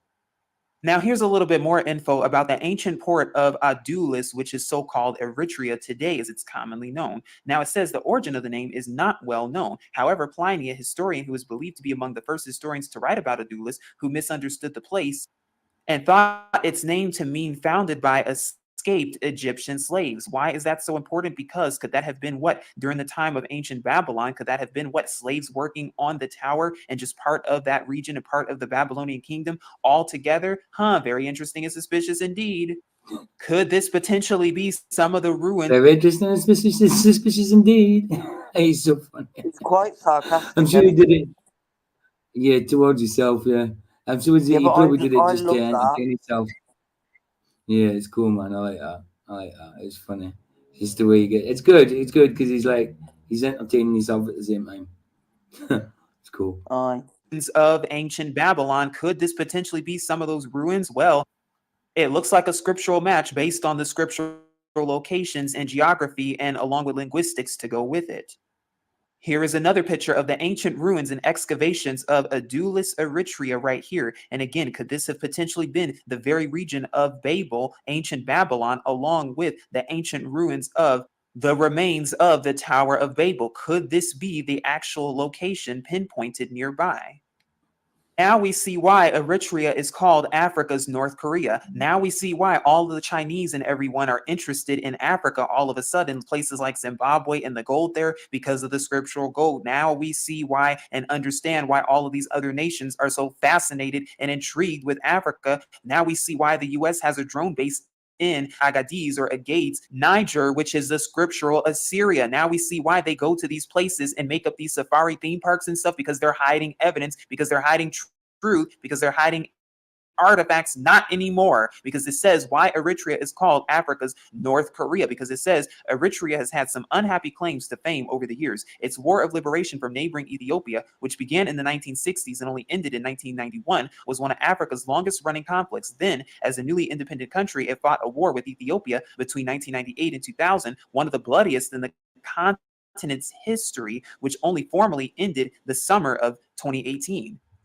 Could that explain all of the war and genocide in this region too, in Darfur specifically, and why Western media is constantly trying to demonize this region any way, shape, and form, and only make people associate these regions with war and with genocide because they know the truth about them? Why is it that pretty much all of Sudan is under control of the Sudanese government? Because the Sudanese government knows the truth about this region. That's why there's been nothing but genocide in this region, because some of the people might know the truth about this region too, but of course have to be kept quiet about it. Not anymore, because now we're revealing the truth and exposing the lies. And please continue to seek Yahuwah and his true son Yahusha for even more truth. But I wanted to share this video with you that covers more of ancient Babylon, but of course you decide. There we go. Sorted. Done. Wow. Dusted and concluded. Gematria. Finished it, Gematria. Sorted. And sorry Geronimo that you didn't like it, but we don't care. Yeah, nice one, guys. Got banned. No, yeah, Geronimo did get banned. Nice one for coming, guys. That was a nice little watch party. I knew I wasn't going to see much, but I ended up speaking, which I didn't want to, but I did. But there we go. It's one of them. 3 hours later, it's done. Did you hear my clapping? Right. I heard it. It was brilliant, baby. So, see you goodbye, baby.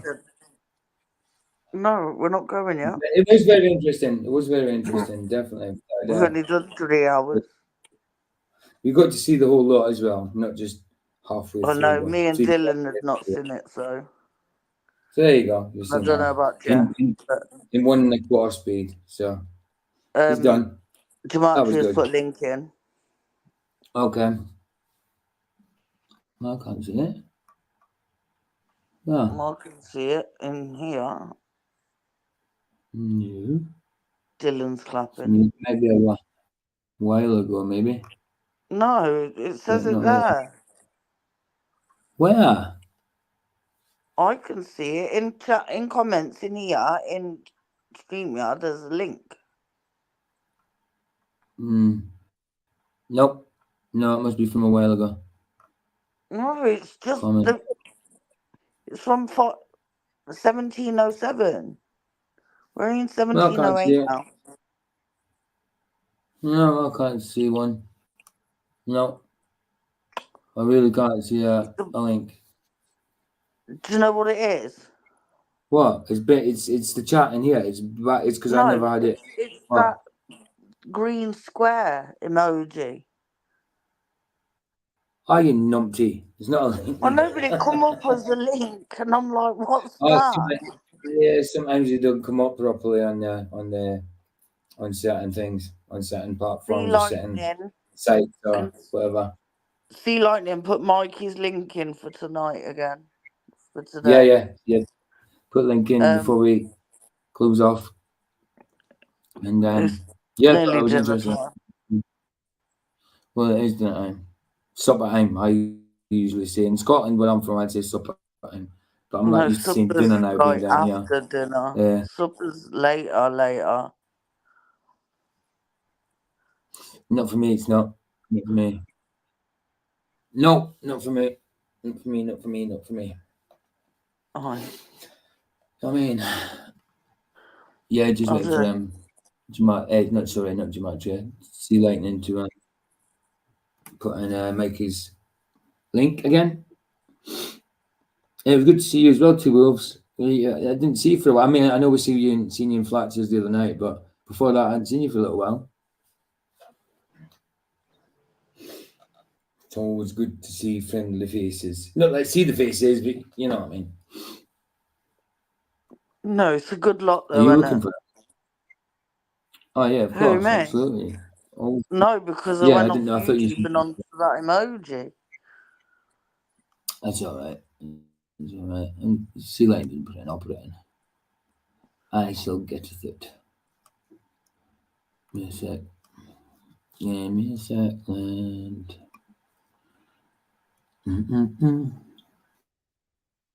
Yeah, I thought that was really interesting.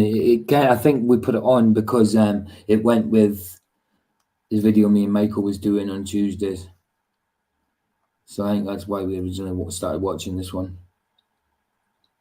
Come down. Well, that one's done, and on to the next one. Oh, Mike is coming on Monday. Yeah, he is. I'll sort that out. Right, Flats is on later, and then tomorrow he's talking to a Templar Christian.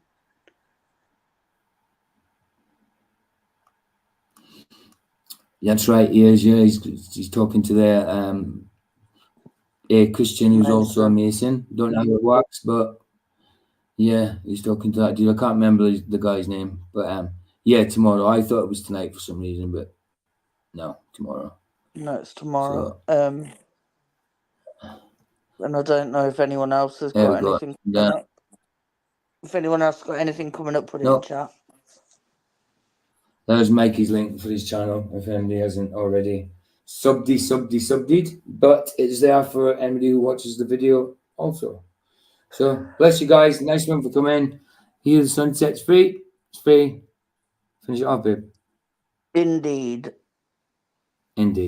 Bless you guys. Ta-da. Bye.